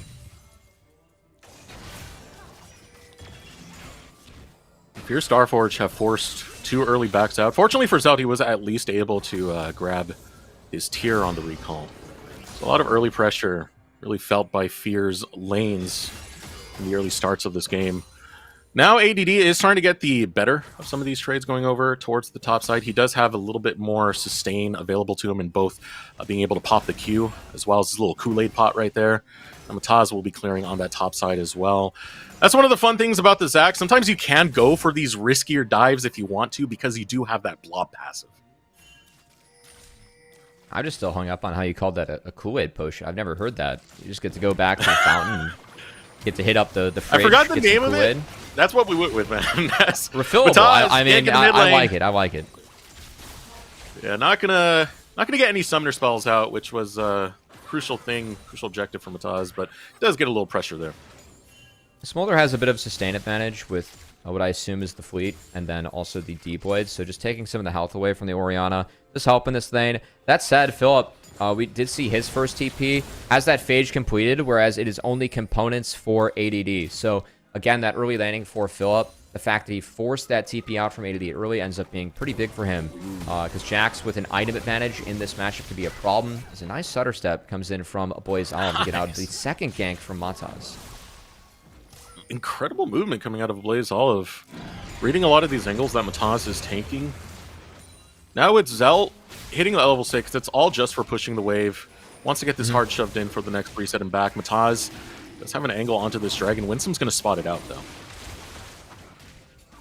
Yeah, and it's no contest because the Grubs are going over to the Wukong, which is big against her Renekton. Sometimes Renekton's enough to really just force a team off first Grubs, but with the lead from Philip, the scouting from the bot side, it is the first Grubs over to the team with Ziggs, the team that needs to speed this game up, which is a big win for Fierce Starforge. Now, I just want to see if they can utilize the Ziggs well. Second Grubs, when you're playing with Ziggs, rotate Ziggs to those Grubs, play it as 5, and then overload the side lane after. I want to see Fierce Starforge execute this correctly today. I really feel like Ziggs being 3 and 8 in this tournament is not indicative of the power of Ziggs on this patch. It is indicative of how our teams have not been good enough at playing Ziggs to find those early wins against picks like a Kai'Sa. Want to see if Fierce Starforge can change the beat of that today. Yeah, I've seen a lot of people who are analyzing the Worlds patch put Ziggs, as well as champions like Yone, really, really high up there. Yeah. So it would be nice to see some of that demolition start to come online for Fierce Starforge because, you know, if you do have all those Void Grubs, set them up. That does mean you get the execution with the satchel to take down these turrets a little bit faster. Now the knockup found by Bala might mean for a full-on fight as the Killer Instinct follows through. And Instinct might be killed in the process. Bala flashes forward, waiting for one more auto. XU is coming, but not fast enough. Bala gets first blood, but will get caught by the double cyclone of XU. 1 for 1. Good find from Viros as Instinct going to be delayed, slowed down a little bit, but XU there to answer. The ultimate nearly close enough to cancel the grand entrance, but you got to cancel the channel, the dash on the way there. Once you land at the spot, the grand entrance will go off with the Cyclone, and that's exactly what ended up happening for Bala to secure that kill against Instinct. Unfortunately, does end up being a 1 for 1. XU showing up at the back end of it. Get the kill back for Fuego. And where those kills went, I mean, one went to Bala, the other one went to XU. Gotta favor XU having that kill a bit more. Mataz wants to change things over on this top side, where ADD does have the health advantage. Now looking for that dive against Philip. Philip gonna put out the counter strike. Will be able to hop away with ease. No gank for Fuego. Is forced off the wave, though, so that is nice for ADD. As Philip cannot sneak back up here. That said, with this timer being grabbed, it still should be an easy grubs in return. And actually, ADD was trying to play Philip to push him off the next wave coming in. XU is here. He does not have access to the Cyclone again quite yet. But we'll ensure that the Zac isn't a looming threat for Philip so he can pick up the next couple waves. Still pretty good denial. You denied about like half of the melee creeps as well as a cannon creep, which definitely does hurt Philip with ADD, who was pushing him away from the experience of that wave. It'd be pretty nice for what was happening early on in the game. Now Philip is mad about that, though. He's pissed. He's going right after ADD for the solo bolo. ADD try to put up some distance. We'll get some health back with the Q pop. ADD has that TP. Philip does not. If Philip gets this wave in, it will be okay, but ADD should be able to freeze the next wave when he gets back, so he'll pull it, keep it in front of his turret. Philip will get starved out a little bit, but at least Philip gets a reset. Now, I want to see if the swap comes in. Look at Ziggs and Leona. They both just based. I want to send them to the grubs. Here comes.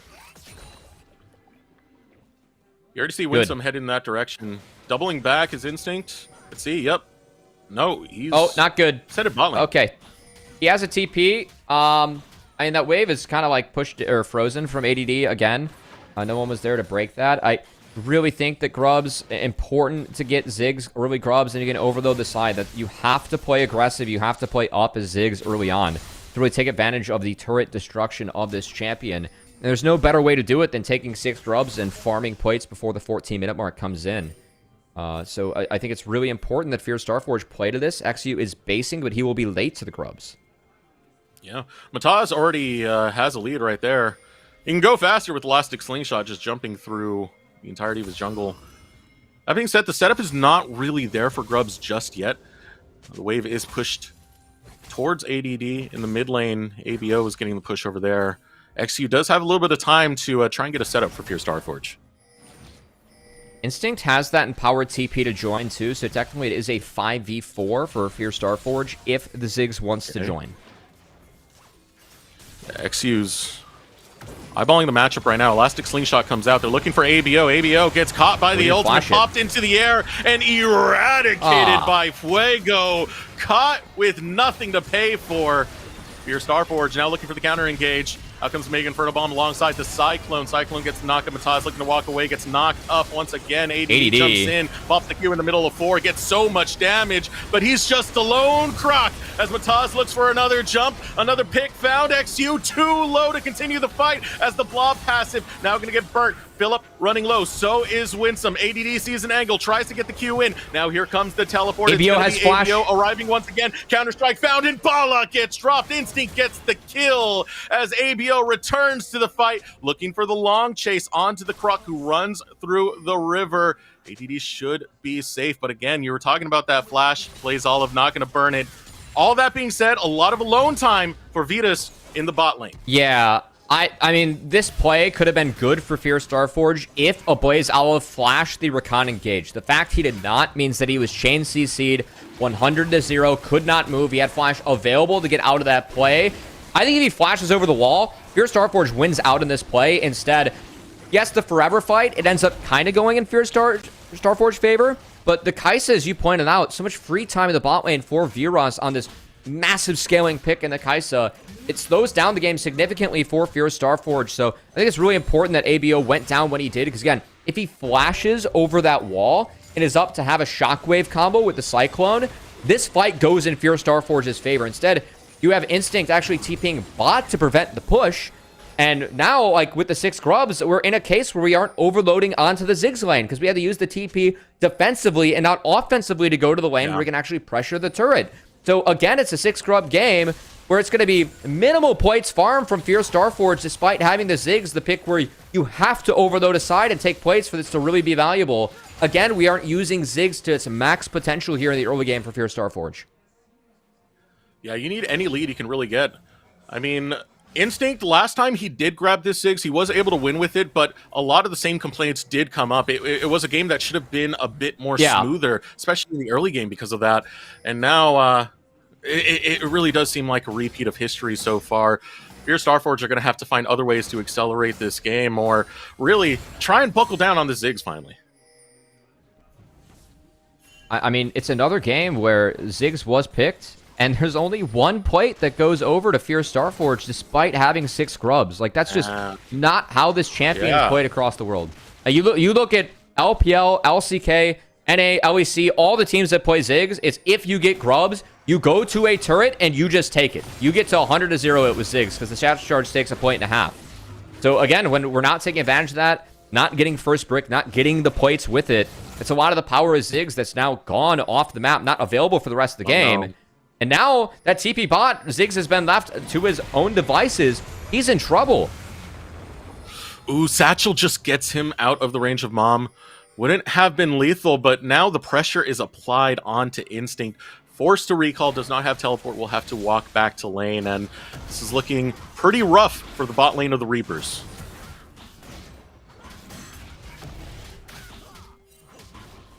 That said, Herald is secured. 6 grub Herald plus a Ziggs. That just equals a turret. With Herald being taken, though, Mataz might be willing to fish for this. Could not find a second object to attach the arm to slam those 2 characters together. Instead, able to sneak out, but it is a turret. The first brick going over to the non-Ziggs team, but to the Smolder team in Zelt. That's got to be frustrating, Kobe. It's going to be a double crash response. Right yeah. All right, here comes XU in the bottom lane, only pushing away ADD. He has to get the crash, start getting the gold incoming. We'll crash into the tower and now continue pushing the wave forward. Here's Starforge, a lot of presence over onto this top side. Instead, go for the reset. Mataz looks for an angle and catches out Instinct in the air off the Satchel. Vidus will be the recipient of that kill. Here comes the Cyclone, able to pick up 1. ADD has fallen. Bala has to burn Flash to bail out and now hop into the driver's seat. We're going to skedaddle on out of here. Here comes the Solar Flare, Ablaze Olive, Shockwave onto 2. Mataz can't get the auto, and here comes XU. ABO sweeps up Mataz. And we have ourselves quite a competitive match as Winsome barely misses the Zenith. Yeah, I mean, I think the formation, again, for Fierce Starforge, they're leaving the Ziggs alone without Flash, but Instinct's in the middle of the wave. If the Ziggs is grouped with the Herald, I think it's a better push. And again, you can actually push for 2 turrets. That said, the TP in from Instinct to push for this is good. That's how we like to see the Ziggs being used. TP to the lane, you have pressure, take the turret down. Good recovery from Instinct and Fierce Starforge, but still, Jax is the pick that should be isolated in this formation, and then you are overloading with the Ziggs. The fact that it is kind of done vice versa, we overloaded to the Jax lane instead, as Ziggs without Flash was found. Whereas if Phillips in that scenario, the Jax is quite slippery to get a hold of if you are Zac plus Renekton. So I think the formation we're in now for Fierce Starforge is better, but a decent punish from Flago in that last series to actually recognize that and find a positive play against Instinct. Yeah, I look at the turrets taken so far, and some people might be like, hey, what do you mean, man? Ziggs is doing fine. He's got 2 turrets taken. Just imagine the plates that Instinct could have picked up if he was able to do this pre-14. That's the thing that really does hurt, but definitely finding some level of recovery and forcing down these objectives, especially these outer towers, going to be significant, as now Mataz looks to grab Winsome, able to do it right off the clone. Ablaze Olive stepping up Looking for the angle of the Shockwave. Winsome still alive thus far. Shockwave not burnt out just yet. They're just going to sacrifice Winsome. ABO just couldn't get the angle.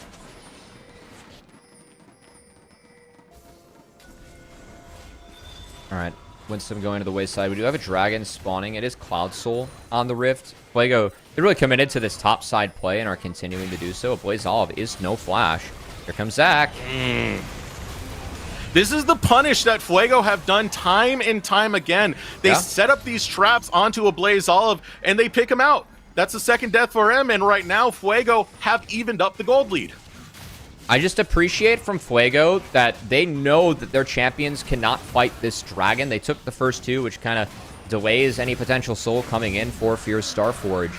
So they commit to a play elsewhere, and the fact they commit to it and Fierce Starforge don't respect it means that they just give away more. And if you're playing this draft out as Fuego, and this is an even gold game, you're chilling. I mean, this is ideal, as we do have the TP answer coming in. But again, there's 5 here for Fuego, so now we're stuck. Yeah, Winsome's by himself, still going to throw out the Solar Flare. Mega Inferno Bomb does a significant amount of damage, but Philip's still by himself. Counter-Strike goes out, negates a lot of damage. XU wants in. He does have Flash available. There is no tower over on this top side if they do want to continue the chase, but can't find the ground. Blaze Olive's going straight for the bot outer. I think that's the right call. Fierce Starforge, they push him out and delay some recalls. Could be kind of nice. As, yeah, XU's going to do just that. Well played. They're going to play this wave in. So, good recovery from Fierce Starforge. But, again, like, it shouldn't be in these positions. The fact that Fuego are forcing on the side of the map where they know Fierce Starforge aren't playing towards and are finding things. Like, having a Kai'Sa that's 2-0-1, we've seen how hard this pick can scale and how dominant Kai'Sa has been in this matchup. It's been a tournament-defining matchup, with the Ziggs being 3-8 and the Kai'Sa being 6-2, with the majority of those wins for Kai'Sa coming in this matchup in the bot lane.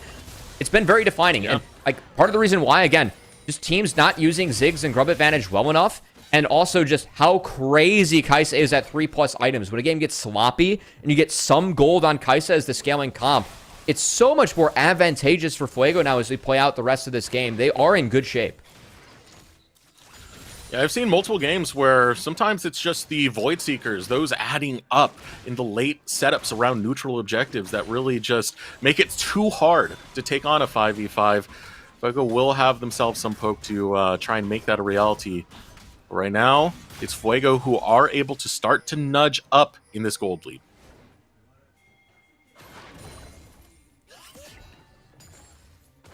Smolder check, first one we've had to 193, so Zelt's doing a decent job at staying on pace. I think the expectation for Smolder should be about 23 minutes. I'm not sure what the average is, but Zelt, the fact that he's yet to go down, will have that Miramana as the tier is fully evolved when he does have the gold to buy it. Smolder set up for success. Third item Kai'Sa, you get the third evolve. We've seen how oppressive that pick can be. But just all the damage that you bring in team fights then can kind of match the Ziggs poke if you're landing some Ws. You play at a greater range, which is really big against Ziggs. I think that Fuego, just the way that they were able to find pockets of aggression in a game where they were, severely out-fought early, just in terms of the champions that are on the Rift. Like, your potential to beat the comp of Fierce Starforge, it's later, it's not early. But the fact that Fuego was able to find pockets where they could just get a kill or two and go even early is huge for them, and I think we're really going to see it come to fruition as this game plays out.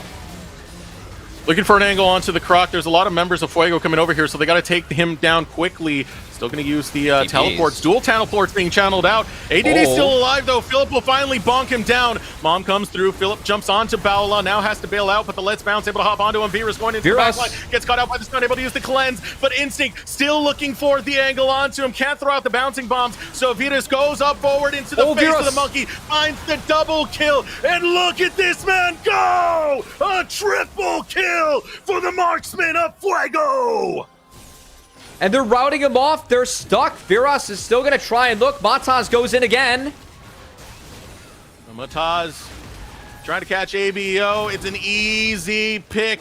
Instinct has to burn his flash to create some distance for fall. For Fear Starforge, they cannot answer Vitas.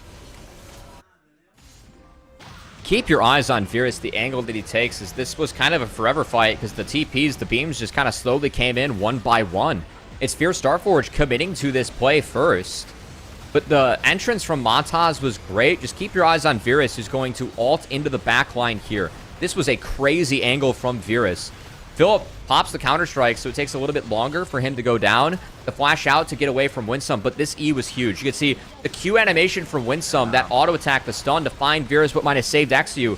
Was about to go through, but Virus, with that evolved E, was able to go in Viz, breaks the vision, gets the kill onto Wukong before the stun comes in, and that's what allowed for Virus to clean up the rest of this fight. Really well played from the marksman for Fuego. And I think that is really the defining fight for the rest of this game. Fuego should be playing from ahead in this draft. Fear Starforge getting caught out like that. It was a play they called as well. Philip and XU jumping onto ADD. They could not do the deed in time. Now Dragon's going to be available. Mata is happy to take any angle to hop right into this Dragon Pit with the elastic slingshot. ADD on one end, Bala on the other. Fuego looking for the pinch. ADD might be stuck. He is flashless as Philip. Gonna find a nice chunk with a Bo3s Olive. Yeah, Dominus does go He can out. chase. He's got red buff. Continues Yeah. with the chase. This should be an easy kill coming out. Counter-Strike finds the kill. But look at what's happening in the Dragon Pit right now as Zelt's able to find Instinct. Winsome by his lonesome. Will find Zenith Blade onto the back line. Winsome gets Venus. And like that, Fear Starforge are able to flip it back into their favor. Great find from Winsome to take down Virus in the back line. Virus, he used that killer instinct a bit early. Winsome finds him with the Zenith Blade. XU to follow as well. Now this dragon should go down, but Mataz still has something to say about it. We have another long fight here. Man. Philip on the Smolder. Philip is here. Shockwave goes out. We'll just flash forward and take down that damn pesky baby dragon. Brings the pain onto Bala. You know this man, Big Philip. He's no pain, baby.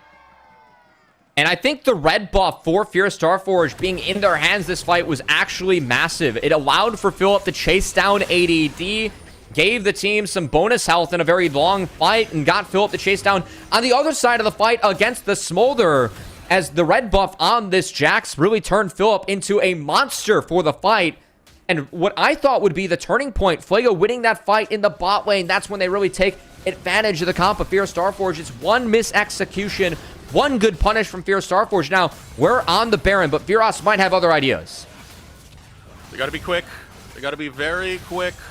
ADD being right there in the pit, a croc in that pit. He gets a lot of area of effect damage. There comes the solar flare. Fighting forward is Fear as they find two back-to-back kills, and they'll be wearing purple. And when you're playing the Zigzor, you just got to play off your Rs, and that was a big one from Instinct to get 2 kills. As this play starts, Philip finds ADD in the side lane, and the double dash doesn't matter when you have a red buff on you. Philip gets the forever chase. That said, Instinct was caught out by Mataz at the start of this fight. It's a good opener for Fuego, but Winsome, such a big play onto Viras, finds him with the solar flare, finds him with the Zenith Blade, and actually finds him with the Cyclone to make sure the Kaisa goes down. That was the big difference maker in this one, and Fuego, being Fuego, they're not going to drop this objective for free. They're going to continue to fight, which was an ill-advised call. Zelt trying to join his team ends up getting found by Philip, who again has that red buff. Good shockwave from ABO, and then Philip can just chase for days as he matches the flash, takes down the Smolder. Fear Starforge take down the Dragon, take down the Baron, and man, the moment I thought Fuego was going to get control of this game, Fear Starforge, I'd love to see the gold graph. They have a 4K gold lead now after being down 1K before those set of fights. An incredible performance coming out from Philip. 6-1-3 right now. He's definitely been taking over this series and showing that he has the hands, man. Now, Fear Starforge, a setup into the bottom lane. They're looking for the siege. They got the Baron buff to make this possible. They got a Ziggs to make it quick. An inner tower falling in the bottom lane as Fear begin to maneuver around, utilizing Philip to push in another wave mid. So tough to jump onto these Ziggs plus the Orianna for Fuego. And ADD is down 3 levels in the front line. That doesn't help. That's the gold graph, by the way, we were talking about. I can see Fear Starforge really taking a dive in their favor, I should say. as Philip. Oh, looking for the ultimate onto Philip. Philip's by himself. There's 4 members onto him. They even use the killer instinct. He's still alive, though. Sterek's going to be popped out. Here comes the pain, though, as He's okay. Fear Starforge arrive to the fight. And Philip, he's that man. He survives. No bread, no water, just meat. And man, Philip, yesterday, he was the liability for Fear Starforge. He did not have a good series. Hedon was the player of the series for Pain, based on how well he played, but also some of the advantages that he was able to get against Philip. Philip has flipped the script today. He has been fantastic in these first 2 games. On a Jax, a pick that I was calling a deny from ADD, Philip's been an absolute beast on this pick. First time he's played it in the tournament. Has really taken over this game. Fear Starforge set to find themselves at match point as they siege up in the top, siege up in the mid lane. Inhibitors falling in both, and all they have is one pesky little inhibitor tower in the bot lane that remains. And I gotta say, I was so concerned later on in this game for Fear Starforge having to play into the Kaisa, into the Smolder. We've seen what these picks can do as they get items and scale throughout the game. But I think having Jax with these mages, just the windows of Counter-Strike, where it's I can go in, buy space for my mages to throw out spells, or I can use it to get out and, you know, really be agile in terms of how you're able to play on the front line and then peeling with your team in the back line. I mean, Philip so far ahead, he's been mostly able to press forward, but I do think this pick makes some sense, especially the Counter-Strike against those 2 big AD threats. Just being able to slow down fights and get more rounds of spells off for these mages, I think it's been really big. It's been huge, man. Big is an understatement from what we've been seeing, especially considering the conditions that we set up when we thought Fuego were the team that were going to take over this game number 2. Fear Starforge are now setting up for the end. Instinct's able to flash out right out of the Elastic Slingshot. Baula wants to find Instinct, but Instinct has put enough distance, and he gets away from Vetus. Vetus, Killer Instinct onto the back line, finds himself in a one-on-one with Philip, and Philip brings the pain, he brings the hurt every day. Will body slam these suckers straight to the ground, goes on to ADD, and Fear Starforge ready to take us to match point. Virus goes in, and everyone from Fear Starforge turns the focus onto the Kaisa. Gets taken down. The plates weren't found early for Fear Starforge. It was an early game disadvantage for the Ziggs team, but they turned it around in the mid game with their team fighting and off the back of their top laner in Philip. Incredible series thus far coming out from Philip, man. I mean, his game number 1 looked absolutely fantastic on the Cassante, but then bringing it back in this game number 2, especially on Jax, with the way the game was going, with the way it felt like things were flipping into Fuego's side, Philip still stands strong, and what was one of the last-ditch efforts out of Fuego, 4 men diving onto Philip, he still lives, and Fear take that team fight. And that Jax scales hard, man. He got going, and he was the big difference maker. I mean, we saw every time that Viros went in. It was the first fight where Viros went sicko mode, you know, found that big triple. But after that, the focus from Fear Starforge to take down that Kaisa that might have been entering the fights a little bit too early with some of those killer instincts really made sure that game went in their favor. And now this puts Fear at a big advantage. They're at match point, which is already one advantage really given to you, but it means that if we do get into these later games, side selection is going to be into their favor, so they've earned themselves quite a lot with these 2-game wins. Yeah, reverse sweeping is so difficult in the full Fearless format with how tricky drafts can be and how much it matters to choose your side when these picks get freed up with less bans. But man, I just gotta say, it feels like Philip has left Brazil, but Felipe has arrived today. It's been really good to see Philip. Again, he's had a really tough tournament, but man, Felipe has been in full effect as that Jax was a game changer. Again, picked on 3. They saw the Smolder, saw the Kaisa. Philip blinding his matchup. They take away one hard matchup in Poppy and then another one in Shen where ADD would just be able to kind of protect those carries. But man, again, Philip, he really cashed in. This was such a big game for him, going up against mostly auto attackers that Jax got ahead, ended up scaling, being so damn valuable, and was the big difference maker in this game. Yeah.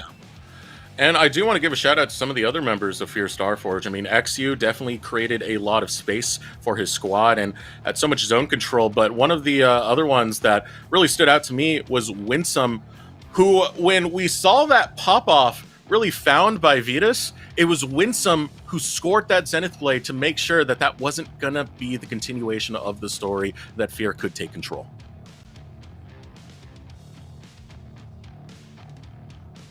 Yeah, I mean, again, a lot of picks taken off the table now, too. As we go throughout the full Fearless, I still see the 3 jungle bans that Fuego is throwing out at Axiu. And if they want to change up any of those bans, you're then opening up a very big pick for Axiu moving forward. So I really favor where Fear Starforge is at, being up 2-0 so big in the full Fearless format. Yeah, it's pretty significant for them considering how things have gone throughout this tournament so far. As we take another look at some of the plays that we've seen, I mean, the earlier attempts at this didn't work out, but this is where things started to completely change. I was mentioning it earlier, that play that Winsome made, that Zenith blade right here onto Vitas, helps save the game, and it allows Philip a position where he can just take over. Yeah, that find from Winsome, too. Honorary shout out to him taking down that Kaisa early in the fight. As this one, I mean, again, Philip, the red buff was a big difference. A lot for Philip early on to chase down ADD and helps him make sure that he sticks to Zelt as the flash follows. Secures the kill onto the Smolder. Good God, Philip. This is what I like to see. See our players growing, showing, getting better and better as the time really does go on. And it seemed like any attempt that Fear Starforge, Fear Starforge, Fuego were trying to make was just stopped right in its tracks. Fear Starforge are playing a lot of Fuego's game, fast and hard hitting, and not allowing Fuego time to breathe. And this time, Viras again just took it a little bit too early in the fight. Bala did his best to peel for the Kaisa, but the Bash Bros of Philip and Axiu able to find the Kaisa on the back half. And yeah, I mean, this game, again, Jax was a real game changer. Like, looking back, it was a lack of magic damage a little bit. I think it's okay for Fuego, but just so much of their damage comes from auto-attacking, right? Zach's not going to do meaningful damage to Jax in that game of the magic damage variety. So when you are able to pop the Counter-Strike, just how big Philip got in the game and then how valuable Jax was in that draft. Saw him play very well to continuously push his advantages in just a monster game from Philip. I think this is going to be another one where in the post-game breakdown, we see that little dip where Fuego were able to fight back. And yeah, there it is right there. A little pop of blue for Fuego for one of those fights that we had. But for the most part, this graph is overwhelmingly purple. I mean, that big dive there. And Philip doing the most damage in the game to champions. That's pretty impressive from him. And sometimes top lane, you get a war, so you get to stack up those numbers. But Philip brought the war to the rest of the map and made sure that everyone felt the pain of that lamppost. Yeah. I'm so shocked. 31.5k. Philip really did show that's up. That's a lot of damage. That's a pretty big carry. That's massive, man. I mean, a lot of the games we've been seeing out of Philip as of recently, when he's been put onto these roles where he needs to be a damage dealer and carry, he's starting to show up. I was very impressed by his Olaf game that we saw in the last series, and now pulling this off with Jax, I mean, it's a good take from Philip. Yeah, and again, like Philip, he's got more picks left in the tank. Renekton, it felt like ADD more so a Jax player, Philip more so a Renekton player. Each of the champs kind of switched the roles, and Philip ended up taking down ADD in that matchup. He still has his trusty dusty Gragas to lean on. I expect to see a lot of tanks from these top laners moving forward, but this is the part of Fearless Draft. Like, games 1 and 2 are usually pretty normal, and then games 3 and onward can get a little bit funky. So I think it really is important to find any edge you can in this format and in the draft, and we'll see how deep some of these pools can go. And if they're forced to go deeper as Fuego, they need to win some games if they want to extend this series at this point, as it's been all Fear Starforge today. I mean, Fear Starforge have given themselves so many advantage being at match point and having pretty much side select for the deeper games that we will have.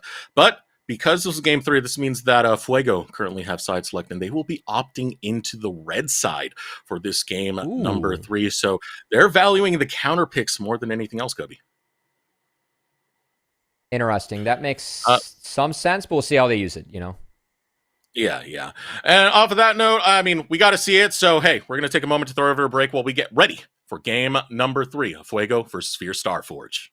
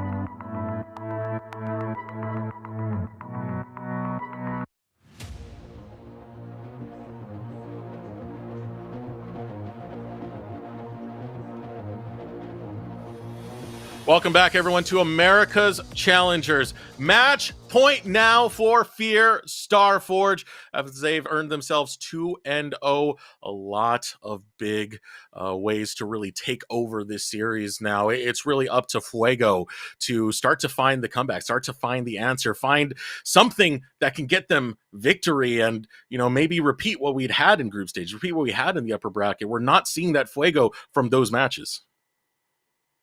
Yeah, I think the answers from Fierce Starforge for some of the elongated fights from Fuego have been quite good.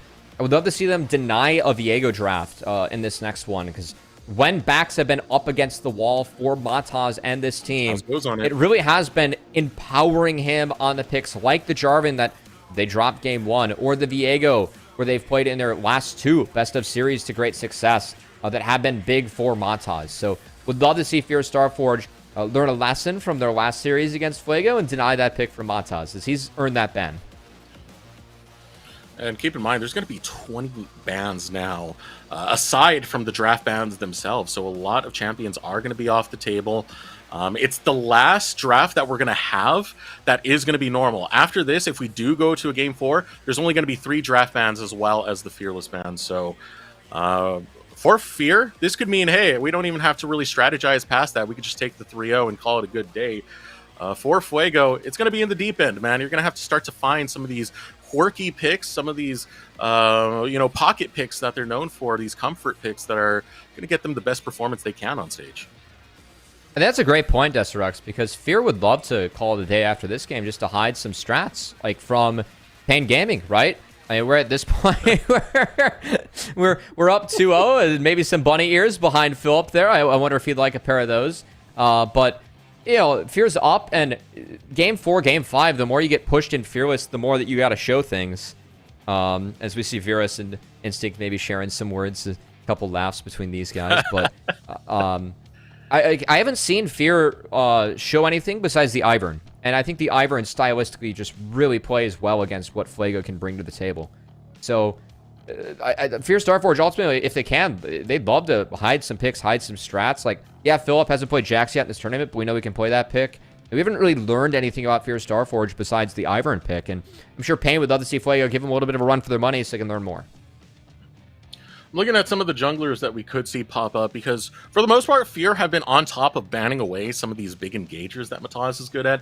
You were alluding to it earlier. There are some carry champions that he's very proficient at. Viego has been the clutch one. That does get banned away. The regular season brand that he played in the LRN was something else that stands out. That actually could be why they're swapping to, or they're on red side, right? So I'm really curious what Fuego does, because in the last draft, they banned out Brand, Vi, Sejuani, all targeted at XU. So on red side, I mean, a pick like Yone becomes really a high priority. We've seen that denied from Fear Starforge in these drafts. I wonder if they have to drop one of those picks to give XU one of his champs in order to ban the Yone. That's a real question as we dive into this one. Yeah, and this would be the time for Fear Starforge, or even at game 4, to potentially maybe let through some of the champions. We've talked about it before. That's true. Especially in the NACL when we get to the best of 5. But if you let through some of the champions, especially when you have a 2-game lead, it does work towards your favor because you're removing them from future drafts. That's very true. The only way that you can have a champ banned in game 5 is if it has been played in the series as a whole. So that's something where we'll see if, leading picks up like Vi, like Yone, to take some of those really OP variables out from game 5. Could be a decision that is made by either of our teams here too. But excited to dive into this draft. The draft does get very interesting when you get to the later stage of Fearless. And I will say that I think we've yet to see a game where the game has just kind of been truly just decided by drafts, which I feel like happens once in a best of 5 usually, especially if it goes the distance. Like, you just get one game where a draft's a little bit cooked for one team. I am not a fan of that, man. I know Ashe still has some presence in the meta itself, but Instinct's Ashe has not been just ringing out, man. A lot of the Enchanted Crystal arrows, they've been going wide. Either that or hitting targets that they shouldn't be hitting that can just shake off that crowd control. It's not my favorite pick for Fear Starforge. Maybe Instinct can look for some redemption on it. I think it's just going to be an Ezreal grabbed here too by Fuego, as the Ezreal is actually 6-1 in this tournament so far, which is a pretty big deal. It has been one of the common answers into a pick like Ashe. Again, a lot of the common answers against Ashe are off the table, which is one of the reasons why I don't mind it. No Ziggs, no Varus, no Jhin. Those are the picks that are usually pretty good into Ashe. But, oh, the Seraphine would be some flair for Viros, and Fuego would really set up a Viego comp coming in, and it's really hard to deny Viego if you play it against Seraphine. Like, you are trying to get a reset against a team that's going to be fully empowered by these Seraphine double Ws, have to get through an encore, get through the roots that Seraphine brings. I expect this to be a Mataz Viego on 3, and I'm curious just how we play defense against that as Fierce Starforge. Is it's going to be a Karma picked up? Okay, I think part of this is the reaction that you were just saying, the Viego comp. Yeah. We can get AoE shields as well to try and stop those resets from coming in. So it's kind of a dare right now. Hey, Fuego, are you going to go for Viego? We have our answer to it, as well as getting some of that strong engagement, taking away the Sejuani that Mataz likes to play. You can see some of the banter going across these guys are chirping right for sure. Yeah, they got to be chirping across the stage, which I find kind of fun. And yeah, I like that call, Desrex. Sejuani Karma, 2 picks that really dissuade a potential Viego from coming through, and looks like Mataz gonna find himself on Vi duty instead. All right, so first phase of the draft going to be done now. You do have a lot of crowd control and a lot of ability to try and scout out where Mataz is going to be. Hawkshot does afford you that. The pick potential of both the Sejuani and Ashe, already a good start for how you want to start to set up some of these fights for Fierce Starforge. What Fuego do have, every time I see a Vi, that's always, to me, it's just like, oh, it's some of the easiest ganks you can possibly get through. You just have to target them in the right spot. Oh, and Amumu, man. Maybe targeting a potential Amumu support. I will say, I feel like Balda, Amumu support's kind of a bait pick. It's been my pet peeve, honestly, throughout this tournament. The fact that some teams have been playing it and hasn't seen a lot of success, but gonna deny it, as it is one pick that can break the Ashe Karma level 1. And then looks like the Olaf taken away. Olaf has a lot of value, like, against Seraphine. It's one way to get through the encore, and if you get on Seraphine, you can melt that champion. So take away from Philip in the top side. You know, I kind of wonder if there's any opportunity to go for a Garen angle. We've seen Zamudo do it in the past into Seraphine specifically. Just run out to Seraphine and silence her at the start of the fight. And that makes it so hard for you to actually get a Seraphine comp going. I don't know. Has Philip played too much of the Garen? I know he hasn't played it so far in America's Challengers. Oh my. Looking at his 24 record, I don't see it on there as well. If this is the Senna Seraphine, oh, it is. Okay. Well, Senna has seen some nerfs since she first kind of got this rework to be more of the Echoes in the Moonstone Enchantress, but this lane is one that has always been played as Seraphine gets the farm and you just get the double sustain. Will be tough for Ashe Karma to break, and Ashe gets double outranged and out-interacted by a lot in this draft. Kind of puts the onus on Fear to do things early. I would love a Camille pick here. A couple of the bad matchups in both Jax and Renekton are gone for Camille, so I think Camille's very playable, and it is a way to get on the Seraphine and Senna that will be playing at such ranges in the backline. And this was something Philip played the first time they met in the bracket itself. It was game number 3 that Philip was able to pull it out, and looked pretty phenomenal on it. So let's see what that final pick is going to be to round this out. I think again, Aurelion Sol, you just hold everyone like at bay, at line, it's fine. And then Seraphine Senna doesn't really matter all too much, but the Aurora will make for a blistering fast early game, potentially for Fierce Starforge, as this pick, it's seen some nerfs, and a lot of people don't think it's as playable as the alt range was taken down a peg or two, but your push in the laning phase is still substantial, as it will be a Gwen for ADD in the top side. Okay. That's pretty wild. It's kind of like having 2 ultimatums as well. You get the Between Worlds as well as the ultimatum proper. Yeah. So a lot of ways to influence the map and pretty much take it into your favor.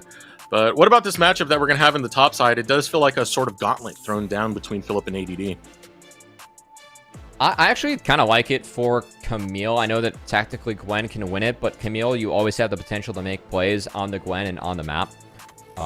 You just kind of lose shove. You have to really be strategic about when you use your magic damage shield to try and use that to tank a Gwen Q, and then Gwen needs to kind of play around with that to play around the shields of Camille.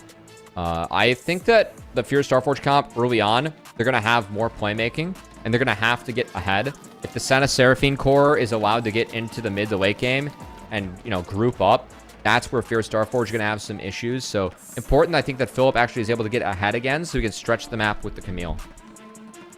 Just call it Sarah Seraphine. Did I hear that? Sure, we'll go with that. I mean, I don't know, but I'm kind of running with it now. I mean, we all know I can't actually speak, Destrux. That's the hidden secret of the NACL broadcast. Cubby can't talk. I can't half the time, man. It slips up every now and then. But yeah, we are now ready for what is going to be a match point for Fear Starforge. It really is heavily onto Fuego to try and take this game right here and right now. And a lot of that is going to come through slowing down the early game of Fear Starforge and not allowing them to take those advantages that can snowball this game to a quick end, especially with stuff as volatile as the Camille, which can control your side lanes, especially with this pick that Fear Starforge have, Sejuani and Ashe. There's a lot that Fuego needs to get through if they want to find a comeback.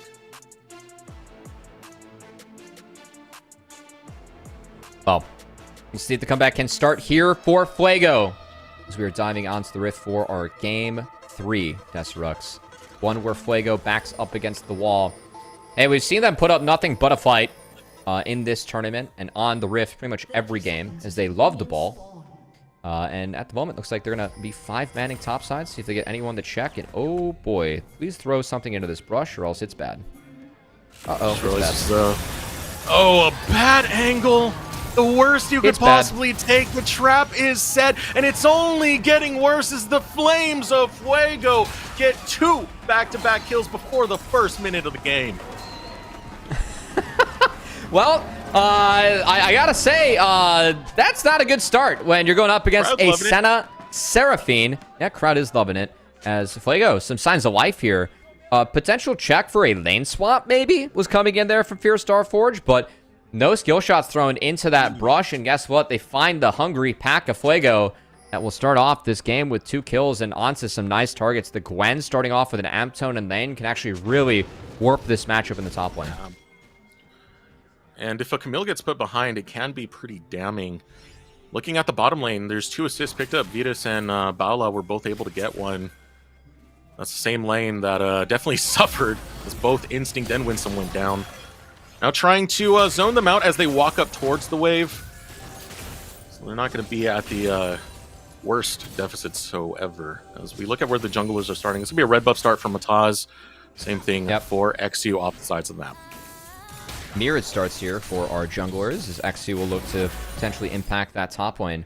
ADD is flashless, did opt for the Ignite in his setup. Meanwhile, Zelt able to ding level 2 off the first wave because he got bonus experience by participating in those kills. So uses that to really push this Aurora off the wave. That is big. Again, Aurora can be a lane bully early on in these games. Does have a lot of access to wave clear. And the combo from Aurora with these Qs is so much damage early on if you are able to connect on the opponent. But Zelt getting the push, getting the pressure with that small advantage he got early on is quite nice.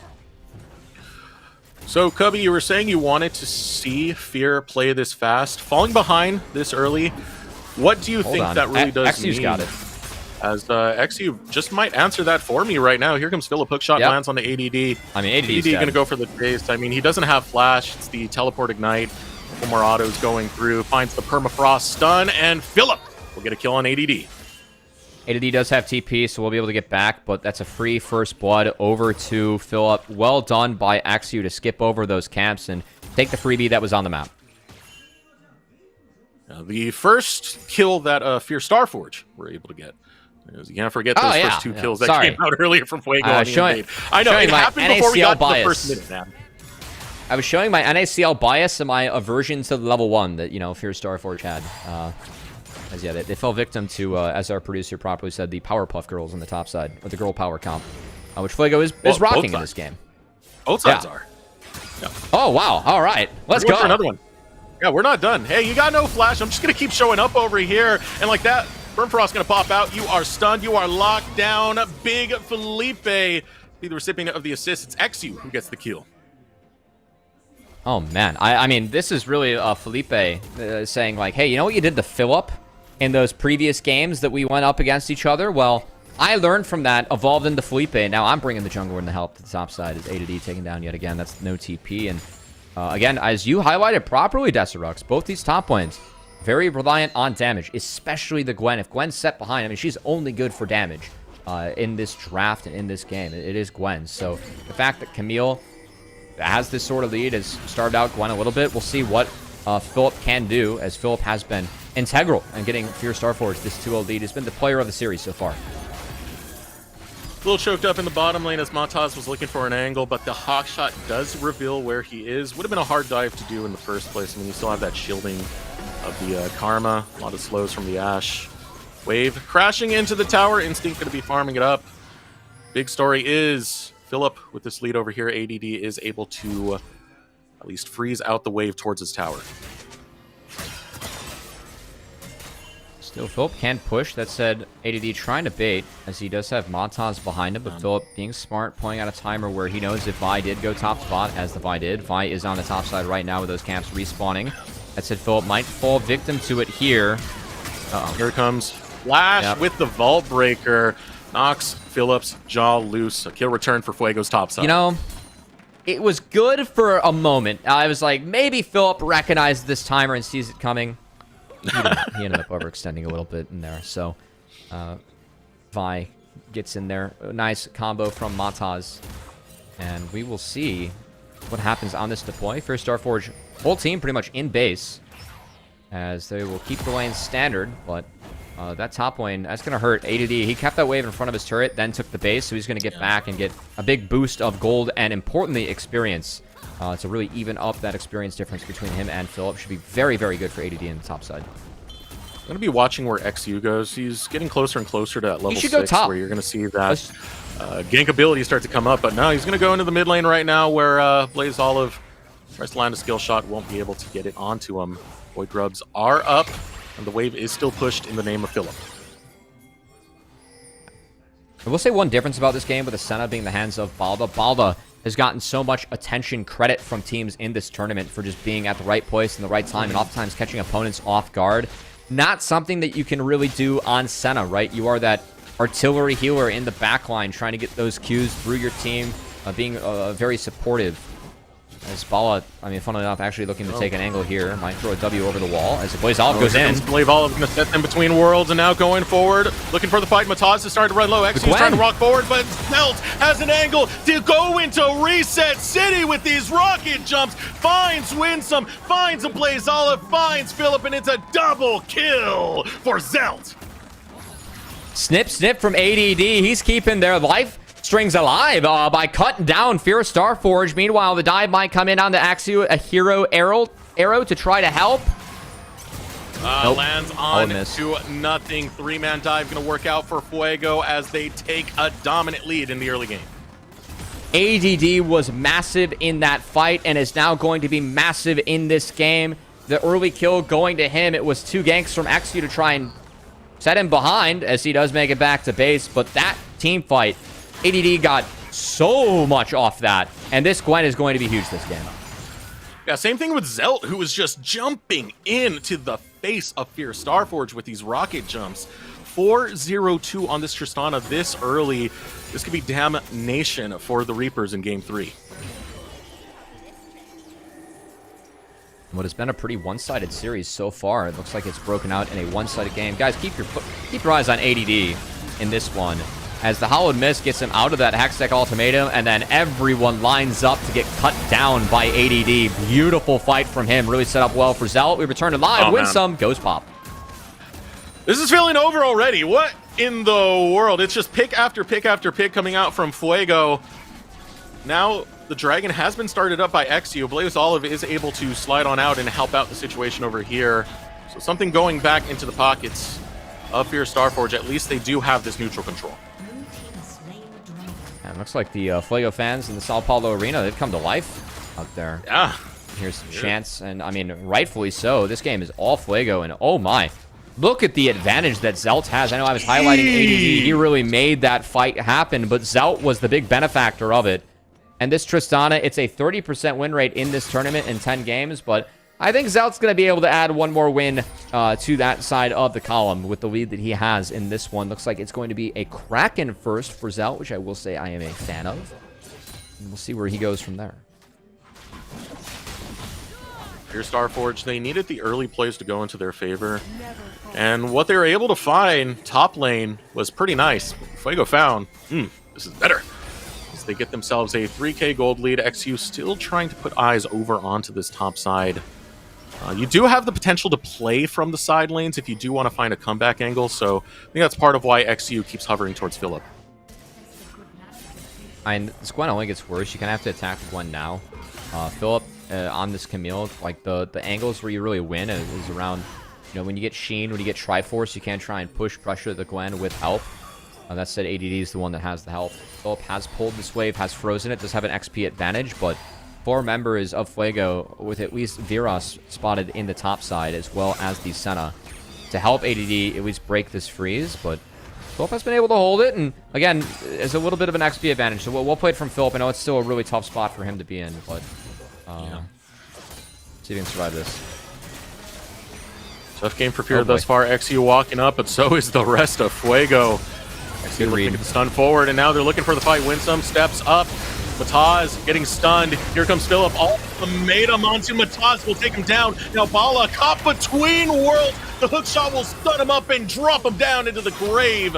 Fear Starforge punch back. Good overload from Fear Starforge. They do get some important kills, but no objective to be taken on the top side, and it is the turret being melted by Zelt in the bot side. We'll try and even things out for Fuego. Is Tristana going to stack up even more gold?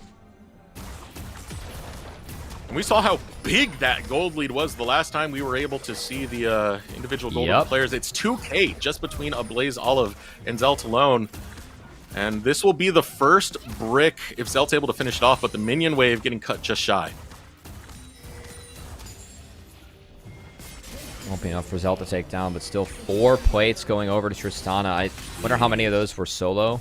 We'll see with the plate graphic they fly later, but this Tristana, you got to believe Kraken Slayer is available in the base, and this Tristana is going to be a horror this game. 4 Fear Starforges, yeah. Kraken Slayer and Change, even the Cloak of Agility coming in too. And this is just 11 minutes and 30 seconds, W. That's very accelerated, Tristana, to say the least. Oh! And we're going to see that Tristana's damage put to work. Cease and desist lands onto Ablaze Olive, and a couple of shots dominating is Zelt. Yeah, Mataz finding Ablaze Olive right as he came out of that stealth mode from Aurora. Should be able to secure the second Grubs in favor of Fuego 2. Bala here to farm some extra souls as Grubs. Really nice for Senna to stack up some bonuses. Not quite as important now with the Senna changes, but still really nice to have that bonus range as Bala help Mataz secure this. And Fuego continue to look really good in this game 3. Zelt is cashing in on plates left, right, and center. Look at the gold lead on the individual charts. The Enchanted Crystal Arrow, what's that really going to do? It's almost 3k between ABO and Zelt. I mean, so many of these plates have gone over solo to Zelt. He already got the plates down in the bottom lane. The turret did eventually fall. He's picking up some plates in the mid. He's picking up some plates in the top. This is such a gold lead for Zelt.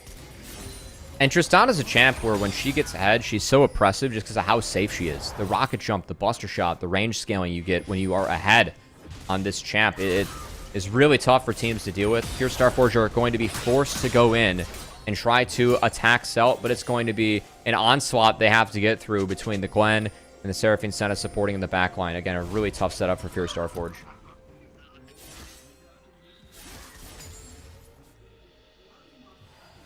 Fear Starforge looking to set up the bait over on the top side. XU just waiting in that lane brush. Finally takes his recall instead because ADD is not going to fall for it. That being said, taking stock of everything, we still got another 40 seconds before plates fall. So many were acquired by Zelt earlier. Currently about 4k lead in favor of Fuego. Taking over a lot of this game thus far. Coming from that man right there, 3k in his lane alone, Zelt. Is he going for PD next? Is that it? I'm kind of curious to see what that item is. Oh, wait, no, it's going to be Quick Blades. I'm silly. It's Tristana. What am I thinking about? More abilities for the Trist, and more objectives being taken. XU does have vision over this. See if he wants to get feisty. Might give his life for it. There's a lot of lockdown to try and use onto him, but nope. It's just going to be given over to Fuego. It would have been a dash in, flash out scenario if Axu did choose to go in, so not the choice he wants to make. As we get the damage on the plates, 916 plate gold going directly into the pockets of Tristana. As Zelt trying to be the, I mean, I think he's Oprah on the Rift right now, man. He's pretty wealthy. He's got the money bags. Why was Oprah the go-to right there? I don't know. She was originally like the richest woman, you know? It's all ladies on the Rift this time around. I think that's Taylor Swift now, but we might have to go with J-Lo, you know? Either way. Okay. You know what? I follow you on this one. Zelt's the pop star. Right now, Fuego are looking to pop Philip. As Mataz goes for an angle behind the tower, doesn't really have it. Realizes that the rest of Fear Starforge are there. Fear Starforge might look for a fight. Philip takes way too much damage at the start of this. Still underneath the tower, though. Damage gets returned onto Fuego. And take a little off the top. It's ADD. Tower critically low as Fuego continues putting pressure.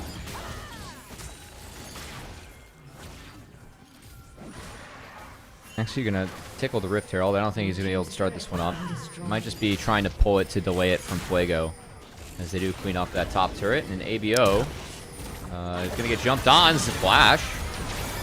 Yeah, Between Worlds going to be used, and that's one of the nice uses of it. You can use the opposite edge to teleport Zelt's in trouble. to safety. And now Zelt's in a bad situation. That is a meaty shutdown, but Winsome got the kill credit.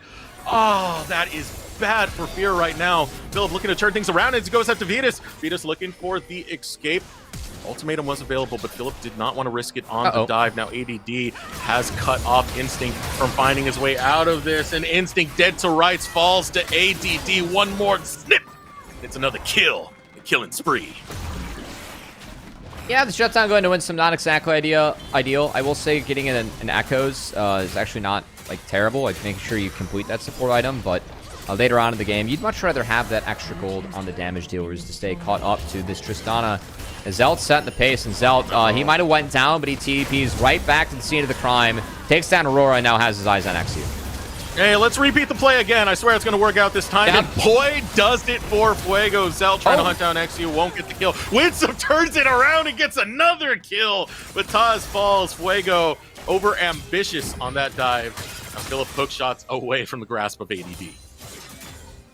Exu is still doing his damnedest to keep his team in the game, but with where these damage dealers are at, you can see how and why it's so difficult for Fear Starforge to be competitive in this one. As Fuego have really, I mean, that level 1 was so good for them, but then the way they played it out too, I think this has been ADD's best game. We've talked about how each of our top laners have experienced some ups and downs throughout this tournament. ADD definitely catching himself an up game with the start he had, and then how he was able to turn it around in that first grub fight was really big for Fuego. As, again, really poised to take this game. They scale so hard, it's going to be really difficult for Fear Starforge to have any chance to break this core. Now finally, we've been kind of dancing around this Rift Herald for quite some time, but Fuego be able to net it over for themselves. Now looking at where they really have to throw it, I mean, they've already taken down all the outer turrets, so this Rift Herald is going to be going for an inner. See if Fuego can set up an opportunity for themselves. As at the moment, no one in the bot lane. ADD does not have TP, so trying not to get caught and also not to show on too many waves where his team could be attacked. ADD always one to drop waves for himself for the squad. I've seen that a lot the first couple games, but this time around, a little bit better now that he's got the lead. A little bit more affordable for him to make sure that he's protecting the rest of his squad. It's again, if Fuego play this game out standard from here, they should pretty easily win. Really favor their comp as this game goes on. It's going to be so difficult for Ashe to step up in auto. Aurora going to get brutally outranged as well by what Fuego has. And the Son of Seraphine, just the artillery heals behind everyone in this front line. It's going to be so difficult for Fear Starforge to deal with in a deficit like this. Dragon spawns within 25 seconds. And this map is going to be infernal, by the way, so ramping up that damage. Always going to be a stat that people like. Here's Starforge, setting up mostly on this top side of the map. Going to potentially overload onto this side. There's a tower over there. Zelt is responding. Mataz will be in the area. As well as a few other members. It's only ADD who's sent over to the bottom lane side lane.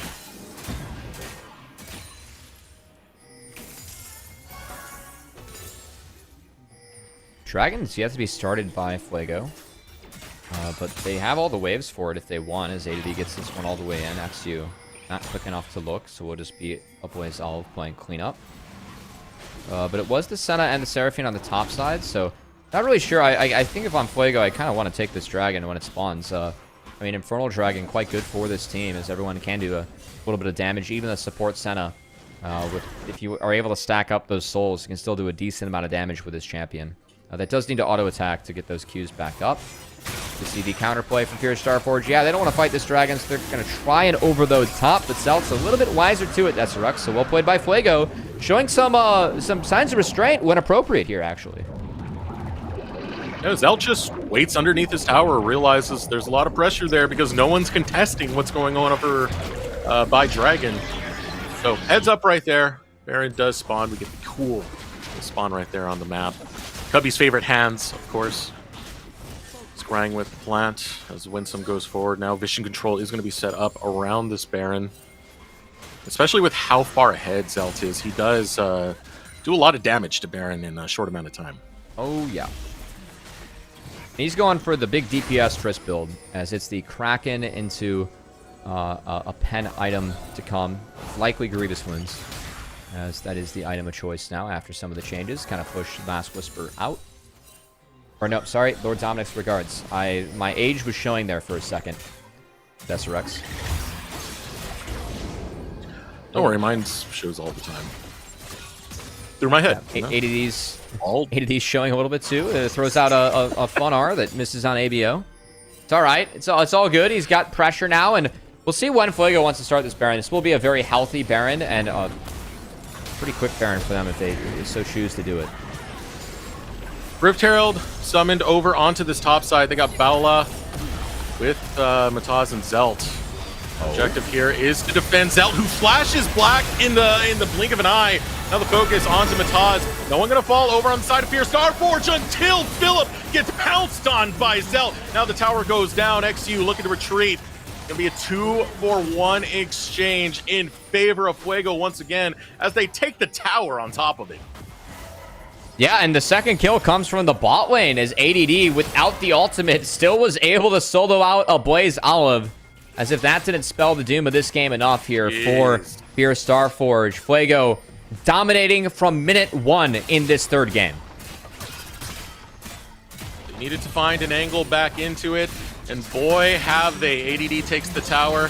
Instinct and XU going to try and fight this one out together, and Chadwick comes out as well as the Permafrost to find the stun. Still snipping away ADD in the 2v1. Doesn't seem like he has that many worries because he's a big fed boy, and Instinct has to burn the flash just to get away. But finally, with some space provided, it's not enough though. ADD steps up and he will take the head of Instinct. Snip, snip, ADD finds another, as every single slice that comes in from ADD helps keep his team alive in this best of 5.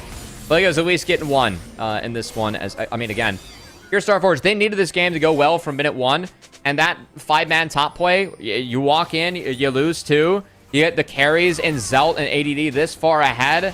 Once they bounce back on that Grubs play, I think there was really no hope for Fierce Starforge in this game. And for all the praise that we've been giving Felipe, it's good to see ADD show up and have his own standout performance in a series where he has struggled. It's been a very good game for ADD on this Gwen. It's been a battle of the top laner redemption arcs, man. Both of these top laners are looking to step up for their squad, and boy, ADD has in this game number 3 when it matters the most, when elimination is on the line. That being said, Fierce Starforge send ABO over towards this top side. A little bit of alleviation with this objective bounty turret going to go down, but look at the gold in the middle. 4.5k in the favor of Zelt. It really didn't change much. Yeah, and LDR completed for this Tristana, so that's going to be hitting hard. Desperation time. Going to ADD. Teleport's going to come out. BlazeOlive looking to get away, but ADD is too damn strong.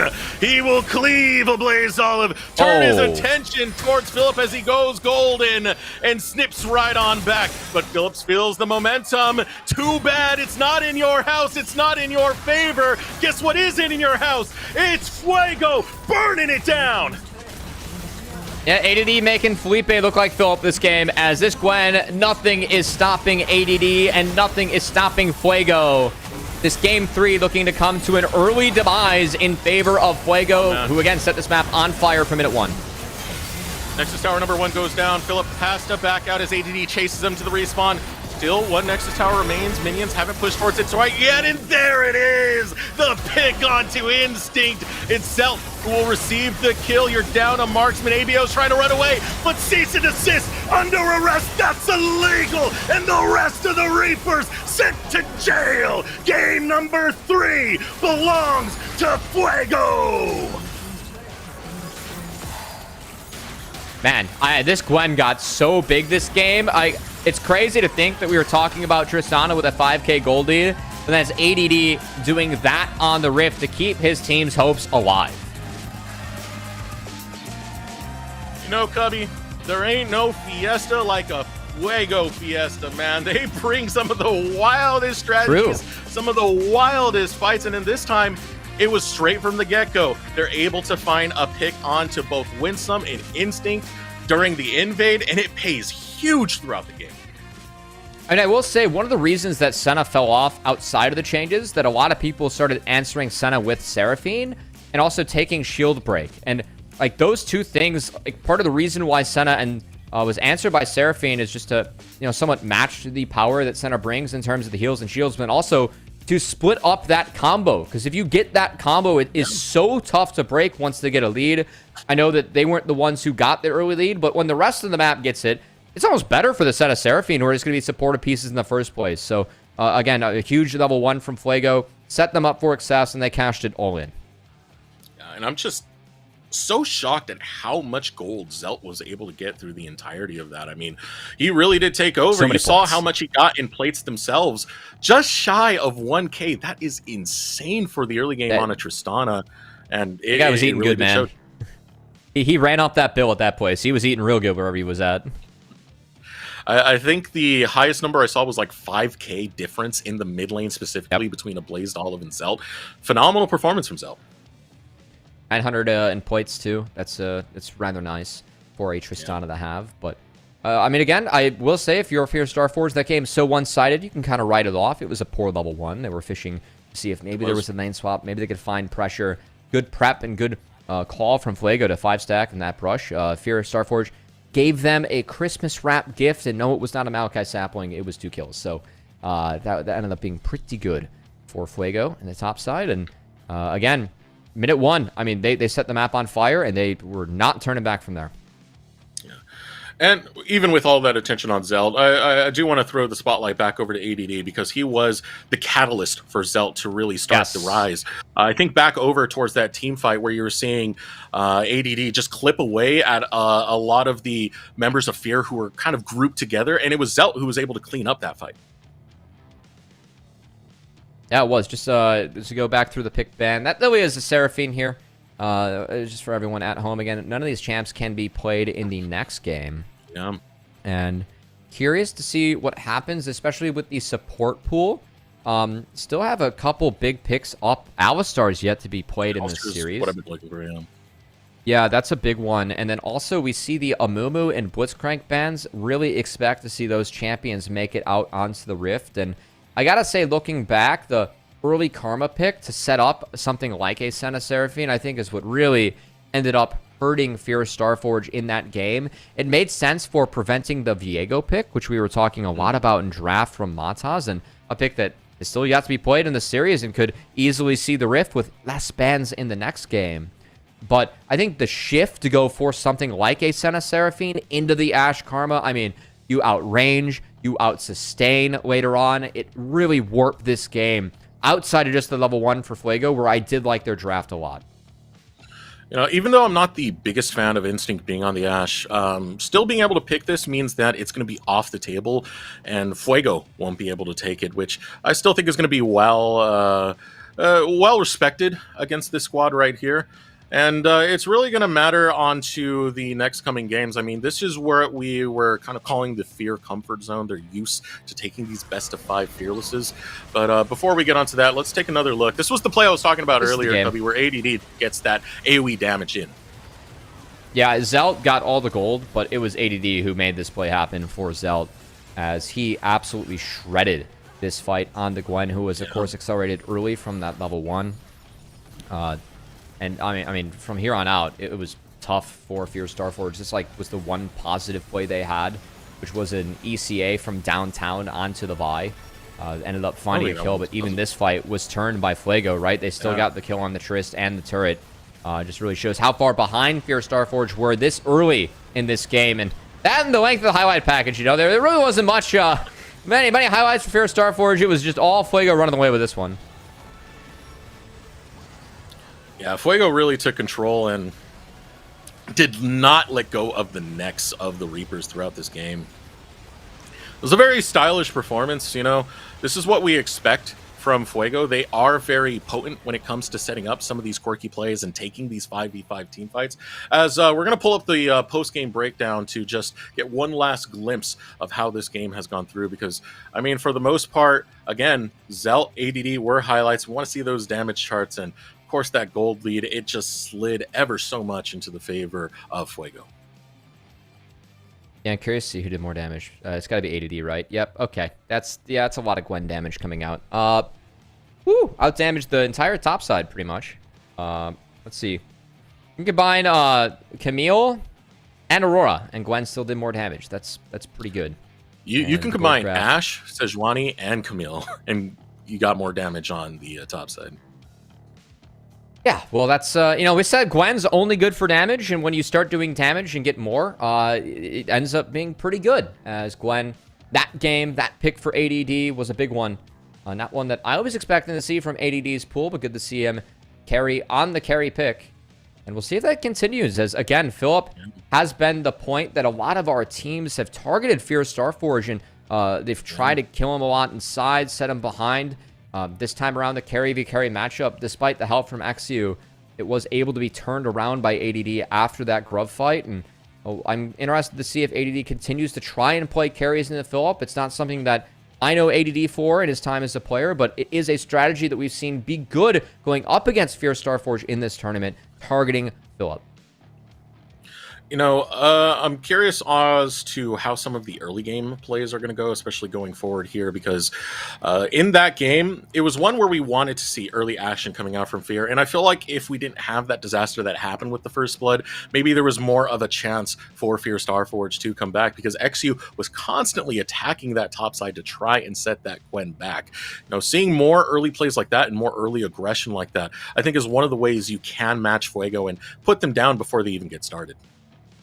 Yeah, and honestly, I mean, XU was active in that game. Like, it's not like XU had a bad game. It was just that his lanes were really far behind, and it was a tough task for XU to pull the Sejuani out to overcome that. So, wasn't the case in the end, but I still think XU is having a really, really good tournament and another good day for him today. So, I will see if XU can step up in the next one and maybe help Fear Starforge find that 3-1.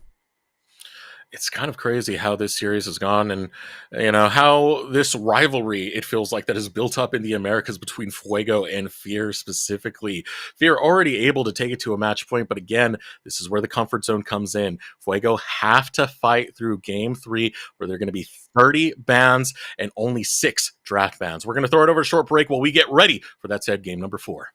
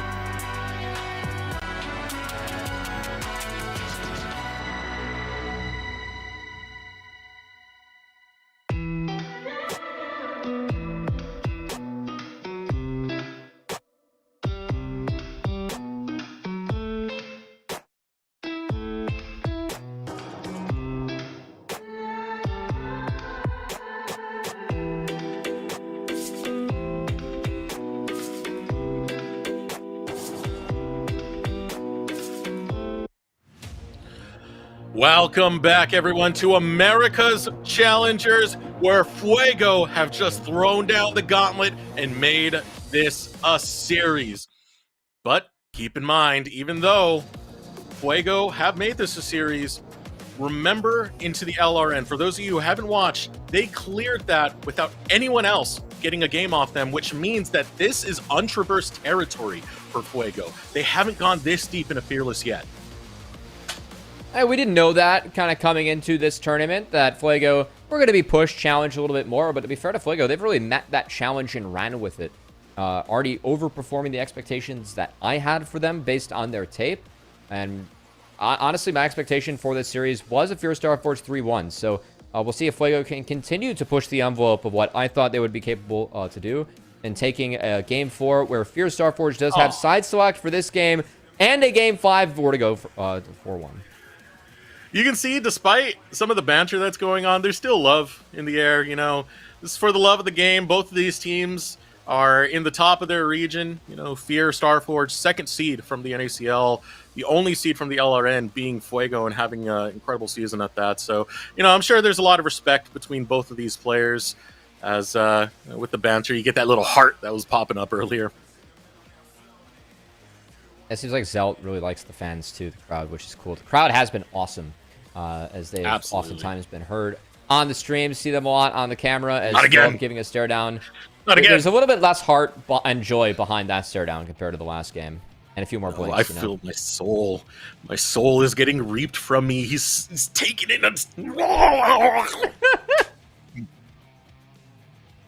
Did he just turn you into another Felipe Desirux? Is that it? Nah. Yes. No. Yes, maybe. Maybe. We'll I don't have know. to see. Just depends on if it's a carry performance from you or not, you know? If you carry, it's Felipe.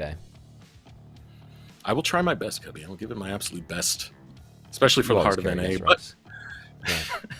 As we get into this next draft, Cubby, I do want to start talking about the bans that are going to be coming through. We have 30 champions that are not going to be on the table, and this time, not the full 10 bans. It's going to be 6 bans total for the draft itself. Yeah, we are going back to old school League of Legends, as it is only the first round of bans. Red side will pick on 3 and 4, with blue side getting the 4, 5, and so on and so forth. So no bans for red side before they make that 4th pick. And yeah, it's going to be honestly curious to see what ends up being prioritized or not. I'm still really looking out for that Matas Viego that has been so big for him in this tournament. And again, a lot of the strategies here empowering Matas. That time they had to send a Seraphine, but it wasn't for Matas. Matas was on the Vi. It was for ADD and Zelt on the Gwen and Tristana that were massive in Game 3. So we will see if Matas ends up being a focus for Game 4. If we see him be supportive again, regardless, I think XU's been playing really well today, but that doesn't take away from Matas also having a pretty decent tournament. I still think the Viego, if you're not willing to go to that Game 5, I still think it's something that should be banned right here and right now. Just simply because a lot of the answers, they got taken away in the last game, man. We had the Seraphine lock-in. It's going to make it much harder to find something that can respond to this Viego and stop some of that momentum coming forward, especially a player of the caliber of Matas who does like taking these scrappy fights and likes trying to find a way to snowball into the game. It has been really big for Fuego. He has been the ringleader for them taking these fights, as Matas oftentimes the one leading the charge. We did see that in the last game. It was nice, though. I will say Bala on that Senna. Of course, Bala has been on engage duty for the vast majority of the tournament, as most supports are. Bala has been really good at that role, but on a different role in the Senna, was more than just serviceable, had a really nice game for Fuego, as he was not the main part of the routing of Fear Starforge in Game 3, but definitely a supporting factor to it. And I'll be interested to see who gets their hands on Alistar in this upcoming draft, because that does feel like the really big, high prios engaged support that's left on the table for both of these teams. Yeah, that's the one thing I was going to start to bring up, was the support pool is going to get heavily pinched now. A lot of those engaged champions are off the table. Even if the Alistair does get banned away, there might be some push over to Enchantresses or Enchanters to try and find a response to at least scale up your bottom lane potentially, instead of just going for something that is just pure hard engage. Yeah, we'll see if that ends up being the case. Definitely was the case in that Game 3, so I think it's a fair point to bring up for Game 4 too. Also, though, like, we don't have the second phase of bans, so champs like Amumu, Blitzcrank that were banned away in that second phase still might be the supports next up for engaged supports. I think Blitzcrank actually has a lot of value in drafts and on this patch. I think Blitzcrank's kind of been slept on for a while. So it's not the best matchup into an Alistar, because obviously if you hook Alistar into you, that's kind of the Alistar comfort zone, but we'll see if that gets grabbed later on. As, oh boy, we're getting right into this draft. It is a Lucian Maokai locked in for Fuego. But the Ezreal that is 6-1 in this tournament, secured by Fear Starforge with this first pick. Yeah, so I'm actually surprised we're getting Maokai in a Game 4. It's been quite a few games. I thought it was going to be locked in earlier, but it has been banned away for quite a few of the drafts coming through. Yeah, Lucian Maokai, the first part right here, Sphere Starforge. They saw success with it before on the Olaf when he became Big Felipe. Those axes go brrr, and he's going to be playing it again over in the top side. I wonder if this is going to be a Zyra for XU, as I will say Balda has played Maokai support in this tournament, so something that Fear Starforge will be aware of coming in, but Zyra has been a really big pick for XU throughout our Challengers League split. And into Lucian Maokai already showing some short range Zyra. That's enough value to make sure that they secure that one here. Want to see what this final pick is for Fuego, if they want to go for that Alistair potentially right now, because if they don't, they expect supports to get pinched out at the very moment. One more to come in. And no, we're going to be going the Enchantress route, so kind of old school right here with Lucian being paired up with the Nami. I do like this. If you play Alistar into Ezreal, Olaf, Zyra, I would rather just not play Alistar. I'd rather play literally anything else. So that will be the case here for Fuego, as it looks like that Nami has been secured.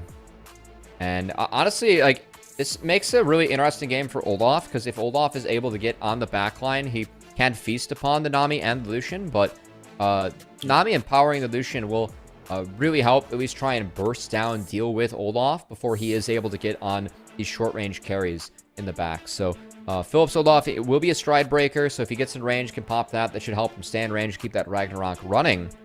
But it will be a bit of a game of cat and mouse to see if Olaf can be killed before he starts to really do work in that backline. The last game we saw him on an Olaf, it was quite devastating. He was taking over that game almost single-handedly. The scoreline to that one, 5-2-0 from his last Olaf game, and that was He had up a against quad Fuego. in the That was last the fight. game one. Yeah. Yeah. It was pretty gnarly at that. Next bands coming in are going to be none, because remember, it is Fearless. So these 3 bands are the only bands that we do get in the game. Yeah, of course. Unfortunately, the client doesn't really, it's not really equipped yet to, get through these bans fast. So we do have a lot of time to talk before we get the next pick coming up for Fuego. Lucian Nami, that does mean the Maokai is going jungle. I doubt ADD is playing at top, especially into Olaf. That sounds like a death sentence to me, but you got to believe that ADD, he's got enough info with the Olaf and Zyra showing to pick his champion. I'm just really curious to see what he ends up going with. For a moment, I forgot. Jax is no gone. phase 2 of the draft. Yeah, Jax is gone. Gnar is gone. Like some of the bigger picks against Olaf just not on the table. You could get weird and go for something like an Urgot, but I don't like that matchup at all. Instead, it's a Draven Hover. I doubt that's going to be locked in, but Darius is an option. It's not a great one, but it is an option. And this is where Fearless really starts to affect some of these drafts. I mean, you're seeing right now that they're considering some very oddball pocket picks, and we're gonna get just that. Kled, back from the dead, ready to return to the Rift. I mean, for a team that loves to go in, I feel like Kled fits this team quite well. It does provide some heal cut and a lot of really early laning power and harass against Olaf. So ADD will have to win that lane very hard early if it does end up being a top Kled. There are some mid lane matchups where Kled is playable, but I think that we can avoid those if we are Fear Starforge, as Jace is one of them. You just get the hammer Kled away. It's not bad. So will be comfort for a Bo3s Olive. If he'll have to navigate the big AoE ultimates coming out from Fuego, and they're going to really try and overwhelm the Jace and the poke that Fear Starforge is showing, but we'll see if it's enough for Fear Starforge to absorb it, because I expect this to be just an Alistar. The lane's going to suck, but you get so much value as Maokai, or against the Maokai Kled, and oh, it's a Mumu. Okay, I mean, it's a takeaway. Your upfront engage is bigger. Oh, and that is Asol. Okay. Man, interesting draft here. I think Amumu's kind of interesting to me just because he doesn't really fit the like poke comp that Fear Starforge has. He's like has a real chance to be stuck if he's not going in, right? You don't have anything to bandage toss to, you can be stuck. But that R will be big, and trying to make sure that Fear Starforge can have sound fights. And holding people in place for Olaf too. And it's a champion that Mataz has had a lot of success in going through the rest of the America's Challengers tournament. So, hey, game, just take this right now to make sure that that's not going to be something Mataz can utilize a little bit later as that goes into the support role. Yeah, I'm still really wondering about this Aurelion Soul, because like that really changes the power curve of this game.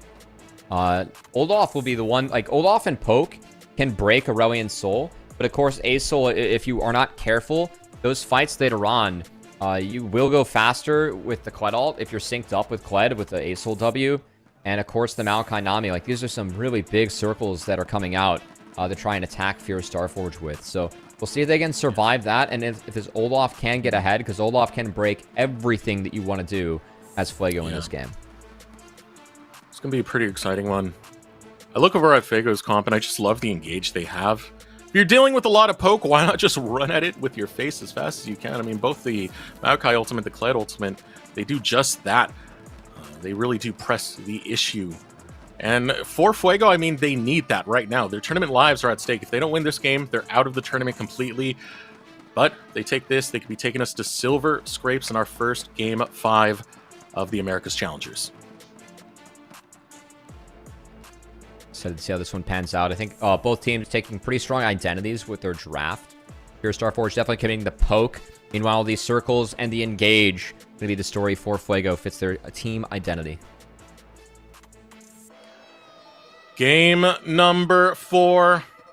As you start to feel the rules of Fearless coming in. Fuego versus Fear Starforge. Let us know in Twitch chat who you're rooting for. Give them all your energy if you want them to win. Fuego looking to come back from the dead and reverse sweep. Fear Starforge want to put this out right now.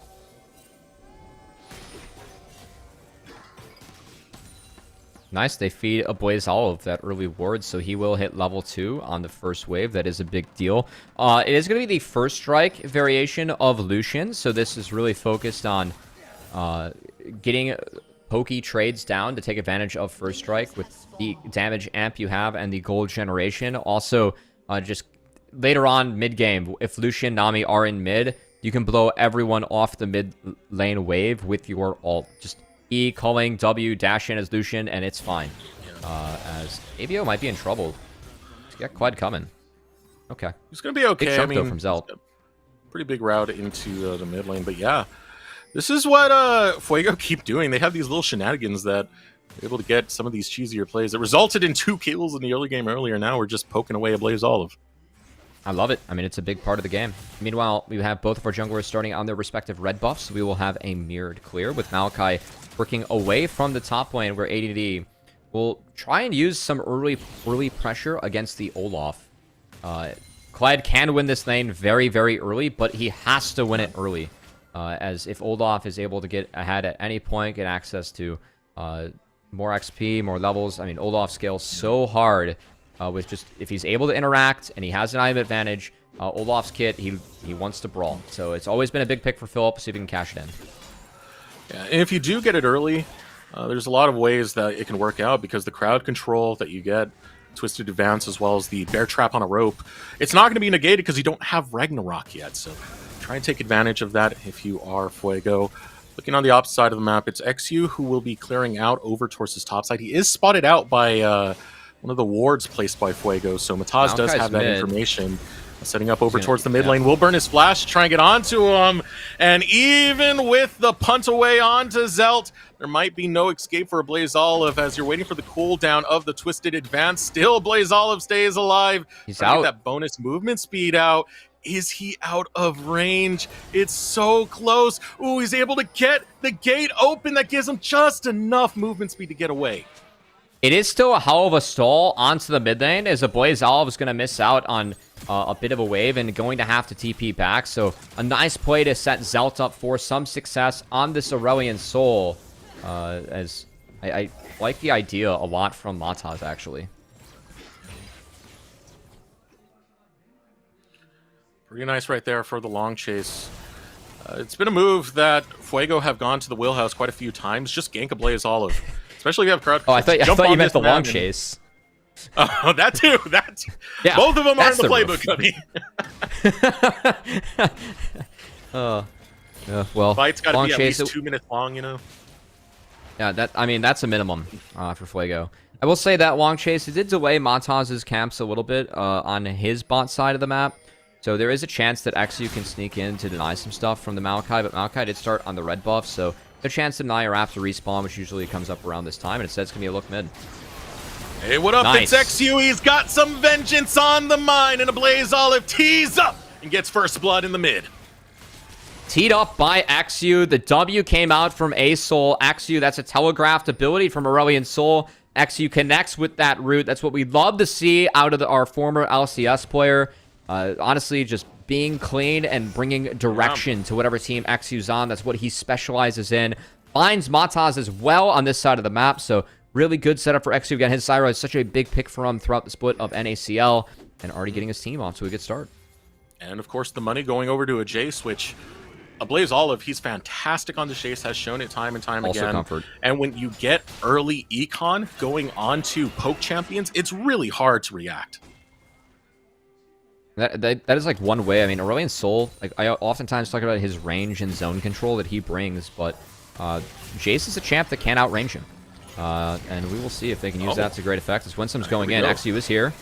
XU's all over the map, and Beautiful. a layering of CC means an easy kill onto Baola. Beautiful indeed, Cubby. Beautiful from XU and Winsome. No chance for Baola to react to that one. Base might get stopped by Viras. Nice play. But still, damage is done in the bot lane. And Instinct on this Ezreal. This is a pick that is 6-1 in this tournament, and something that definitely fits Instinct's play style, as he loves to be the janitor in these team fights. Not the best laner that we have in Challengers League, but is a strong team fighter. Ezreal very much fits that identity that Instinct likes to play. It's supposed to Blazed, Olive, as well as Instinct, who are getting the first kills of the game. And across the board, Fierce Starforge just looking good in this early game. You can see the leads that have been acquired in every single lane thus far. TP back from Philip, matched by ADD, but it does mean that the Zyra can go straight for grubs. A nice part of this matchup for ADD and the kit is that the Bear Trap, the Q, does bring Grievous Wounds, so no need to buy that against Olaf. As long as you are connecting with those Qs, you will be able to apply Grievous Wounds on the snap, so the second portion of it, which is quite nice for ADD. Fierce Starforge. They don't want this dragon to be free. They're just going to go straight for the fight. It was a nice route coming out from XU. Winsome will get the kill onto Mataz, but look at all that damage being channeled out by Zelt. Can't get enough to find Lethal. Fuego sent packing for the hills as they lose their jungler. Really big that Winsome gets ahead. Like, Amumu, this is a pick that I feel like it's the strongest level 1, and it just kind of like scales down throughout the game. You just kind of become a Flash R bot. But Winsome had a level lead into Balda and finds another really good bandage toss to set up XU and his team. So it's a yoink of the dragon for Fierce Starforge and another kill. And this is a really big lead for them early. Nearly at 2K just from XU being active, involved in everything on the map. It's what's so nice about having the Amumu, especially in the current iteration of him, where he has 2 charges on the bandage toss. So it means very early on, the crowd control he provides can be a little bit misleading. You might not even realize that you're going to be locked down for that long, and Winsome really working out with this Amumu to get those kills going the way of Fierce Starforge. Is now Philip setting up around these Void Grubs. Will be 3 grubs going over to Fierce Starforge. XU, of course, was here on the spawn. Will be able to clean up the rest of his topside camps, as it is a great start for Fierce Starforge.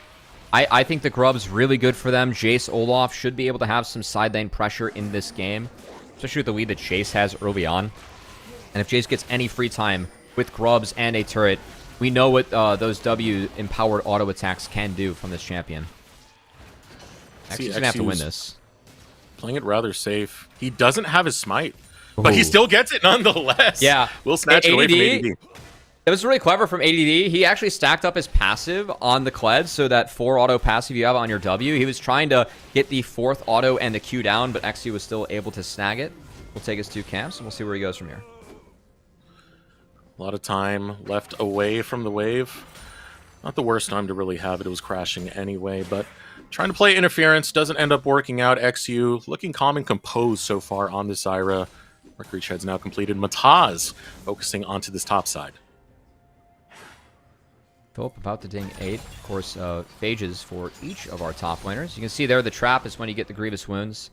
Philip will get a small trade, but ADD is kind of trying and hoping to bait Philip in to a longer trade. Of course, the Maokai is there in the wait. So we see Winsome helping Instinct take the empowered First Strike culling. Buros will not find a ton in that bot side, and now XU is here. Oh, here we go. Winsome going forward with the bandage toss. Charge number 2 not going to be used. XU was spotted out by a control ward. XU going to clear that one out right away. As Philip fighting it out with ADD once again, but this time Philip has backup as a Blaze Olive has arrived and will bring the hammer down onto ADD. Flashes after him, but it's Big Felipe who will dismantle ADD. Honestly, really close there from ADD to getting the remount onto Kled. He was flashing to break vision to try and protect it, but ABO had the W-empowered melee autos that was enough to get through the Kled. That and the axes coming in, the true damage from the Olaf will clean up ADD, and that really does secure the early game and the lead for the Olaf. As Kled in this matchup, like, if you can't match Olaf, you start to have a lot of trouble later on. Olaf having this item advantage is going to be very significant. I didn't realize it, but we're already at a 3K lead. Look at every single member of Fierce Starforge minus the support. My God, Cubby. And Fuego's solution, I mean, they have to engage into this, right? Like, you have a Kled, Maokai, Nami. It's all about pressing R the circles that this comp can build.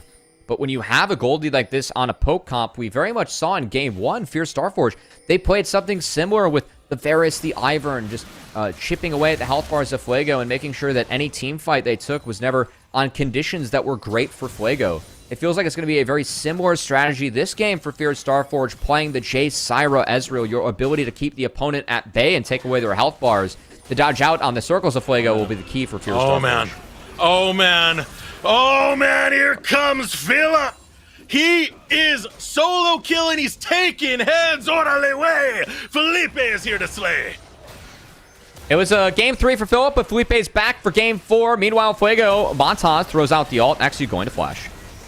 ABO on the chase goes right after Zelt. True Shot Barrage comes in. They got him. And kicks up the remaining. As the calling comes out, Winsome still alive. Virus will go on the chase to take him down, but the hammer gets dropped once again onto his head. Fierce Starforge are running away with this early game. Game 3 was all Fuego from minute 1. This game has been all Fierce Starforge, and XU has been making everything happen on the map, Desterux. It was the early first blood mid. It was the kill into bot. It was the grubs. Now it's the second dragon being secured by Fierce Starforge. XU, he got his choice of matchup. Zyra was comfort for him, and he's cashed it in to the max here.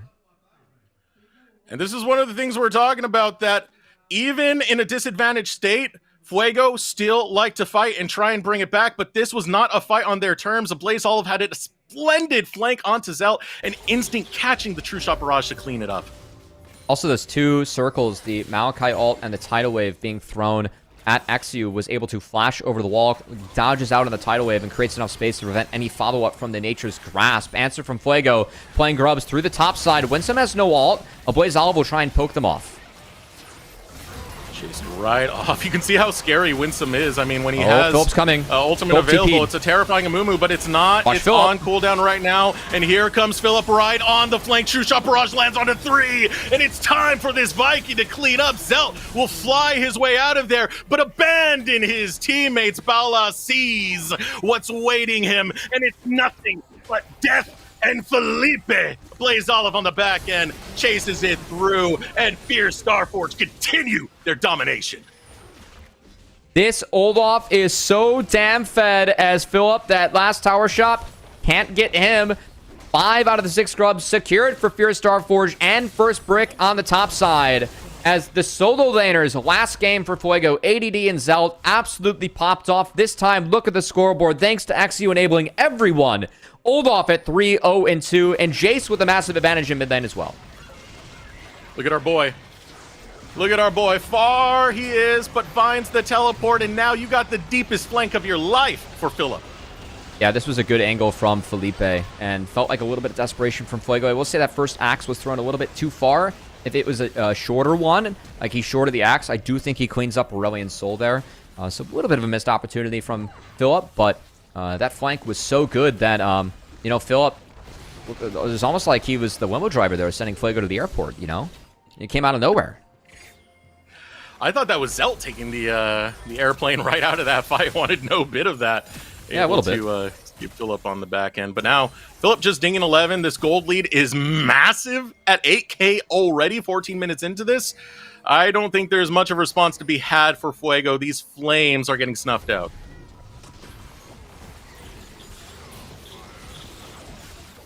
It's going to be a tough mountain to overcome from Fuego.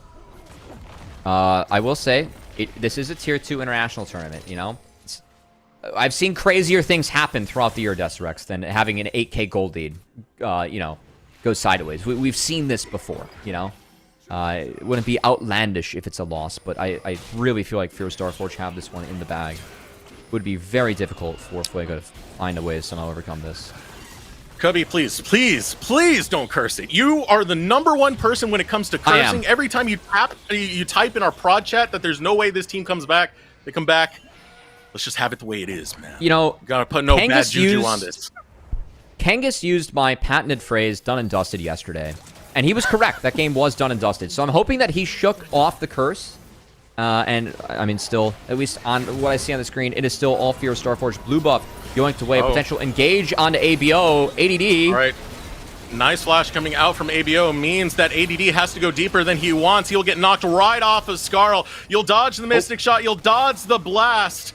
But the chase now coming in from Fierce Starforge. XU looking for a deeper angle in from behind the tower. Looking over towards Bala and ADD. True Shot Barrage goes out. It's not going to land onto anything. Now the tower under attack by Fierce Starforge. XU still wants to find that angle. ABO Does not have it. The tower goes down. Bo3s did a really nice job to get out of that fight. He did miss the acceleration gate on the Shock Blast, so we didn't get the empowered Shock Blast. I think that would have killed ADD earlier in the fight. It wasn't the last one, it was the one after the escape. Still, turret taken, 10k gold lead achieved. And Fierce Starforge looking like they are cruising to the rematch against Pain Gaming. And they looked like a much better team today. I know that some of the individual performances have been better. But if this Philip shows up against Hedon tomorrow, I got a little bit more faith in Fierce Starforge than Hedon. For me, he has been the big raid boss of the tournament. Yeah, Philip has completely evolved in this game. Absolute beast. I mean, we keep making the Felipe joke, but it really does speak to how well his performance has been booming in the later stages of America's Challengers, where he's able to put on these carry pants. Traditionally, in NACL, especially back in spring, I just knew him as the brick wall. He's gonna stop a lot of your advances. That's pretty much it. He'll probably go even, maybe a weak side king. Now, he's like, no more. I need to crush bases.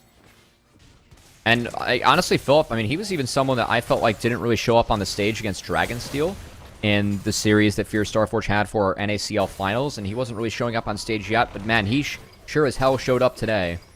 Much needed for Fierce Starforge. They needed their top laner to put together a better performance, not to mention a star carry performance, the ones, or the likes of which we have been seeing from Philip today.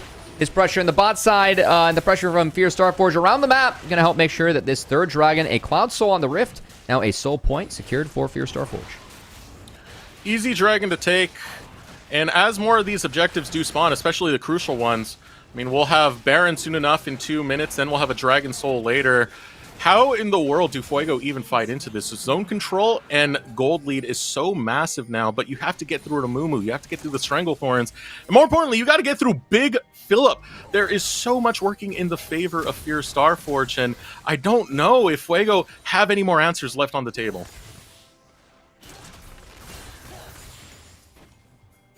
And it's Cerulean Soul needs so much time to just get online. Time that's not going to be given by Fierce Starforge again. This poke comp being ahead by this much, the peppering, the damage that we see Fuego take whenever they're eating these skill shots. It's extreme. As XU is going to throw down his ult. He does get the camp, nothing more. And ADD trying to get his passive off. Uh-oh. Now Blaze is reaping the benefits on top of it. What's his name? We got Felipe. What's Blaze Olive? A Blaze Jalapeno. Bringing the spice, preventing the remount from ADD. As a Blaze Jalapeno setting Fuego on fire in the top side. This Kled pick for ADD. The Gwen was fantastic in the last game. This Kled has really fallen short in this one. Philip got the advantage, did not look back. A Blaze Olive now taking it to the Kled pick as well. With both solo lanes this far ahead for Fierce Starforge. Look at the levels in this game. Both of Blaze Olive and Philip up 2 levels on the game. On their opponents. And ADD and Zelt. Is ADD gonna walk back to this lane? This turret's already at half. He's just gonna try and kill the wave. That's about all he can do against the Soul off at this point. Yeah, turret goes down. ADD right on top of him right now. But guess what? You're not on top of Scarl anymore. And Philip will take him down. Ragnarok used. Here comes the tidal wave right through as the calling to match it. Blaze Olive jumps forward onto Vitus, but can't get the damage through. Still losing a top laner is Fuego as Fear continues. And for as one-sided as the last game was, this one somehow feeling even more one-sided for Fierce Starforge. Grub advantage being snowballed very well by Fierce Starforge in this game. Again, the poke, nothing stopping the onslaught coming in from Fuego as Fearosity is going to dash up, try and pop a first strike, but not going to find anything else. Does not have the culling.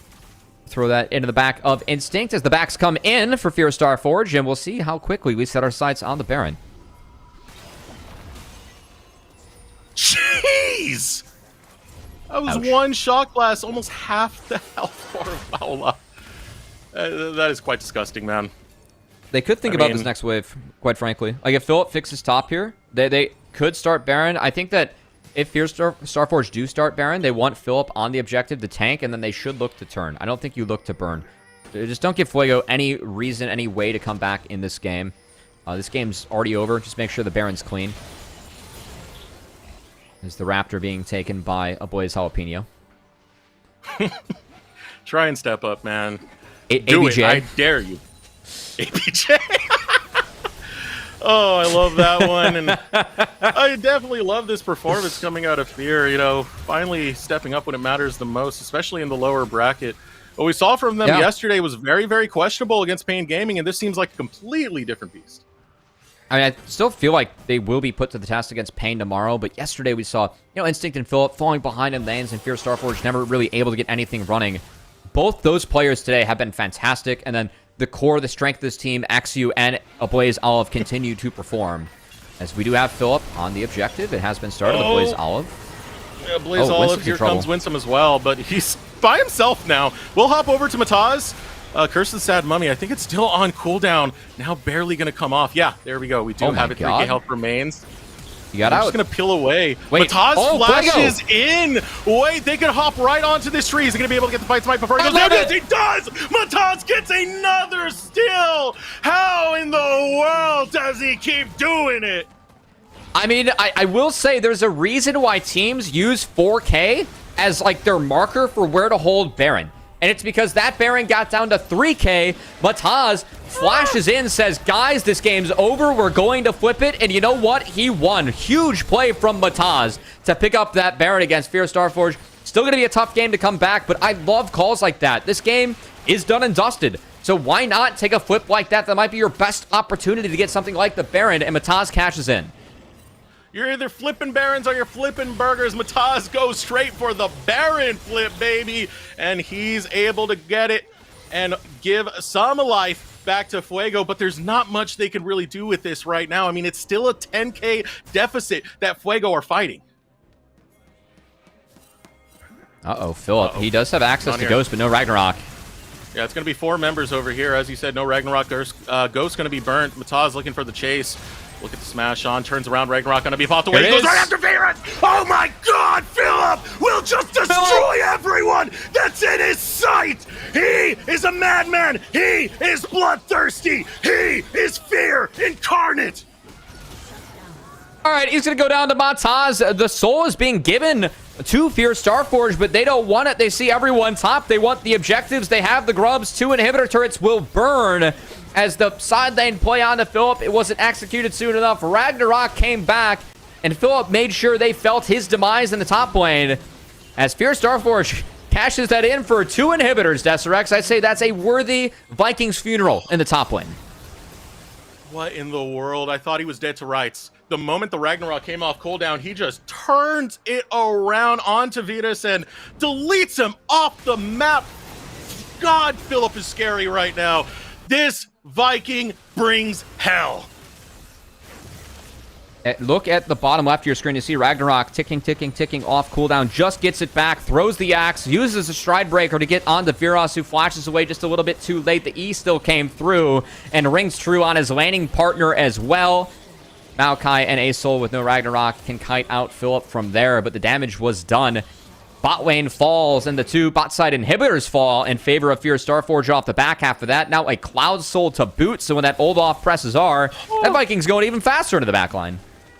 What a performance from Phillip. Showing up when the team needs it most in this game. Number 4, absolute control established by Fear Starforge. Inhibitor down in the mid lane, inhibitor down in the bot lane. Fear Starforge, they're looking for the end right now as they continue the sieges, now looking for this top side. I mean, even a full combo from Lucian, barely taking a chunk out of Phillip as Winsome. Oh, here we go. Mataz is already down. It's going to be a 1-for-1 trade, though. Support does fall. Glad? Charge comes in from ADD, but it lands onto absolutely no one. Look at that shock blast damage onto Vitas. He takes half his health in one ability. Now Ragnarok popped. Falling off Scarl is going to be ADD, but Felipe has to back on out, and Ablaze Olive goes straight for those Nexus towers. Nexus tower number 1 critically low. It's going to fall. Here comes a kill as Ablaze Olive corners the Lucian and takes him down. What you'll learn today, ladies and gentlemen, is the 11th hour is happy hour for the Reapers. They fight their way to the finals, where a rematch with the pride of CBLOL Academy awaits. You can see Philip enjoying that victory. Well-deserved for Fierce Starforge as they're going to move on, get the rematch. Pain Gaming, a team that, again, Fierce Starforge, they put a lot of respect on early on in the tournament. Talking with their staff, they believe that Pain could match them or be better. They were better on day one, but Fierce Starforge has the chance to see what happens in Grand Finals tomorrow as it will earn that rematch. And what a big game for Fierce Starforge. And I'm pretty sure this means a lot for their morale and their momentum as well, knowing that they can pull out games like this against teams that they've been struggling against throughout the entirety of the Americas tournament. And off of players that we weren't normally highlighting. Typically, it's the jungle and mid that we give a lot of credit to. But Philip, big Philip in the top side says, I deserve some of them props too. A big match from Felipe. Also love to see some of the sportsmanship coming out from the teams. Of course, everyone traveling to Brazil. We're practicing pretty much the same area. Teams got to know each other really well throughout the trip. I know that Fierce Starforge has been talking a lot about how much fun they've been having interacting with some of the other teams and players. So good to see it there. As Fuego, their tournament hopes, they come to an end here, but I got to give a lot of credit to Fuego. They really outperformed my expectation. I don't think that I didn't have them making the elimination stage I didn't have them even making top 3. And Fuego, they really proved everyone wrong, proved that our end, as we have the Americas changes that were announced, they were going to be a part of the ecosystem next year in Tier 2 in these tournaments, promote to the guest slots. And that top team, they did some damage in this tournament, so will be something to look out for. Yeah, most definitely. All the respect to Fuego, but let's pull up that game for post-game breakdown. One of the most dominant games we have seen in America's Challengers thus far. I mean, off from the start, Fierce Starforge were able to take control, and they did not let go. Yeah, XU really got the ball rolling for his team, did so many good things, good early plays. It just felt so calculated, so locked in between him and his team. There was minimal counterplay for Fuego with some of the chain CCs, some of the appearances. I think that Bo3s escaping that first gank mid, punishing the flashless Aesol was so big.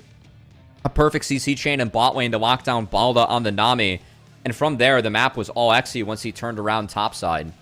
And the Kled pick for ADD, not the answer into the Olaf that they were looking for. So much damage really did come through. I mean, when you get a composition like that Fear had drafted online very, very early, that's a lot of poke. That's a lot of Mystic shots and Shock Blasts. And when a Bo3s has that much economy, you saw half health through one Shock Blast multiple times on multiple members. It was incredibly brutal for Fuego to find a comeback from, and they just weren't able to. Yeah, and I mean, again, like that draft, I like the solution. I feel like Aesol is a really strong pick and Fearless because sometimes you don't have the tools to deal with it. But oftentimes that's when you have drafts where you have to overcommit to kill Aesol. With that one, you had the poke in the Zyra, the Jace, the Ezreal. You can play back, play out of the range of Aurelion Sol earlier on in the game. And you saw when, Jace, Zyra, Ezreal gets ahead, how oppressive a comp like that can be against what Fuego was packing. All right, well, we have Philip on the other side with an interview from Fierce Starforge, the heart of NACL. Big Felipe, how are you doing, man? I got to ask you right away, what has this change of game plan been for Fierce Starforge as you guys have moved on more throughout the Americas? Because it seems like a lot of it is playing through you now. I think how the games went, I think in our losses, it kind of seems like even in the finals in NEC, right? I'm like not really keeping up individually, so I think not right now or at least I am trying to voice up my opinions on what champions and matchups I want to play, because I feel like I'm playing champions that I haven't been playing in NACL this split, right? But I think I want to show right now that I can play more champions than just like, a lot of people know me not for like tanks and stuff and like Gragas. So, yeah, I want to show that I could play more carries, and I think that's what's going on right now. Shows, man. All right, well, Philip, you earned that rematch against Hedon and Pain tomorrow. What kind of difference are you guys going to bring to the table this time around to make sure it goes in your favor in this meeting? I mean, I just feel like every series we play, we learn a bit more about draft priority and like just team fighting and macro in general. So I think tomorrow, it's going to be our last game of the year, right? So I think we're just going to give it our all today, like in preparation. And I think everything we do right now today is gonna lead to the result tomorrow. All right, well, Philip, we want to thank you so much for the interview, and we wish you the best of luck. Of course, being NACL casters, we have to in your matchup against Pain Gaming. So we'll see you tomorrow. Yeah, we will do it for NA. Good plan, Philip. Yeah. Have a good one. All right, so always great to hear from Philip, you know, especially considering in a lot of the pre-game shots that we had, just constantly staring so menacingly, and now we see why he was repressing that rage he was about to take on the Rift. Someone's got to Photoshop Philip with the axes in his hands, too, because every time he's gotten his hands on Olaf, it has been big in this tournament, as Philip made sure to cut down Fuego, cut that day a little bit short, found the game 4 victory, and yeah, we'll see if they can really adjust tomorrow, as the first matchup against Pain Gaming, it felt like it was almost a 3-0 in Pain's favor against Fierce Starforge. They didn't get off to the races at all. So we'll see what happens as they've played more. Philip says they continue to learn, and we'll see if that cashes in tomorrow in the rematch against Pain. Take a wild guess who our MVP is, Cubby. Wild guess. You know, just throw a shot in the dark. I'm going to go with Felipe, maybe? Yeah, I think Big Felipe might just be our MVP. Yeah, he was saying in the interview, calling a lot of these matchups that he wants to take now, trying to take a position in the carry role for Fierce Starforge. Look at the stats. That right there is demonstration. Yeah, and I mean, great to see Philip perform. I know that I've been a little bit harsh on Philip throughout the tournament. He has been the point of focus for a lot of teams and has been a win con for teams in terms of beating Fierce Starforge, but not today. Philip is the win con for his own team. He played great, well-deserved MVP. And yeah, I mean, this game 4 really put the icing on the cake. He was a monster on this Olaf. Fear incarnate, the Grim Reaper himself. And because of all those gold leads that was picked up, you can see, like, in the back half right here, the damage that Ablaze Olive is able to do in just one single burst. It was getting nasty, and Fuego, normally we see them in positions where they can counterpunch from time to time, but we're late into these game 4 scenarios with Fearless, which means a lot of those tools were taken away, and they just couldn't find it in these late stages. I mean, that, like, just how quickly Fierce Starforge got off to the races in this game. This game was out of reach early. Like, we were just waiting for the demise of Fuego, much like how we were waiting for the demise of Fierce Starforge in that game too. So again, shout out to Fuego. I thought they put on a very honorable tournament performance, and shout out to especially Balda and Mataz, who really impressed me throughout the tournament as well. Yeah, low-key, Mataz was becoming one of my favorite junglers through the Americas. I was happy to see a lot of the play that we got from the LRN, because it was very, very surprising to see the performance we put on. We put so much hype onto CB LOL Academy, onto NACL, and for them to actually keep up and make a top 3 finish, gotta feel good for them. I feel better for the Reapers, though, as they dominated this game 4 with absolute authority, and now they're the team going to the finals. Rematch it is. The best of CB LOL against the best that NACL has had to offer in this tournament will be our final tomorrow, and should be a damn good one. Yeah, it definitely is, Cubby. Let's pull up the bracket as we start to round out the day so we can see just how we got here. It was Pain Gaming making that top run through the upper bracket. When Fierce Starforge were able to meet them, they fell into the lower bracket and had to fight their way through. And of course, one of their big rivals through the Americas, this was the rubber match that we had posed earlier, finding the win there, which leads them to that grand finals. Yeah, 2-2 between these two teams coming into the day. A 3-1 for Fierce Starforge to book that ticket, not to the airport, but to finals tomorrow. As Philip said, their last games of the year together as a team. They'll make sure to make them some good ones, and we'll see if Pain can do the same. Hoping for a good one. I feel like it's our 2 best teams in finals, so I'm excited to watch. We've beat the allegations, man. We're no longer nearest airport NA. We made it to a finals and an international, all thanks to Fierce Starforge. But if you want to see that finals, you're going to have to tune in tomorrow, man, because we are wrapping up for the day. We want to thank you so much for joining us. Shout out to all the staff, players, and production who make this all possible, as well as you tuning in for beautiful faces right here. My name is Eric Desrux-Beltran. This has been Matthew Cubby Samuelson, and we'll see you tomorrow for the grand finals of America's Challengers.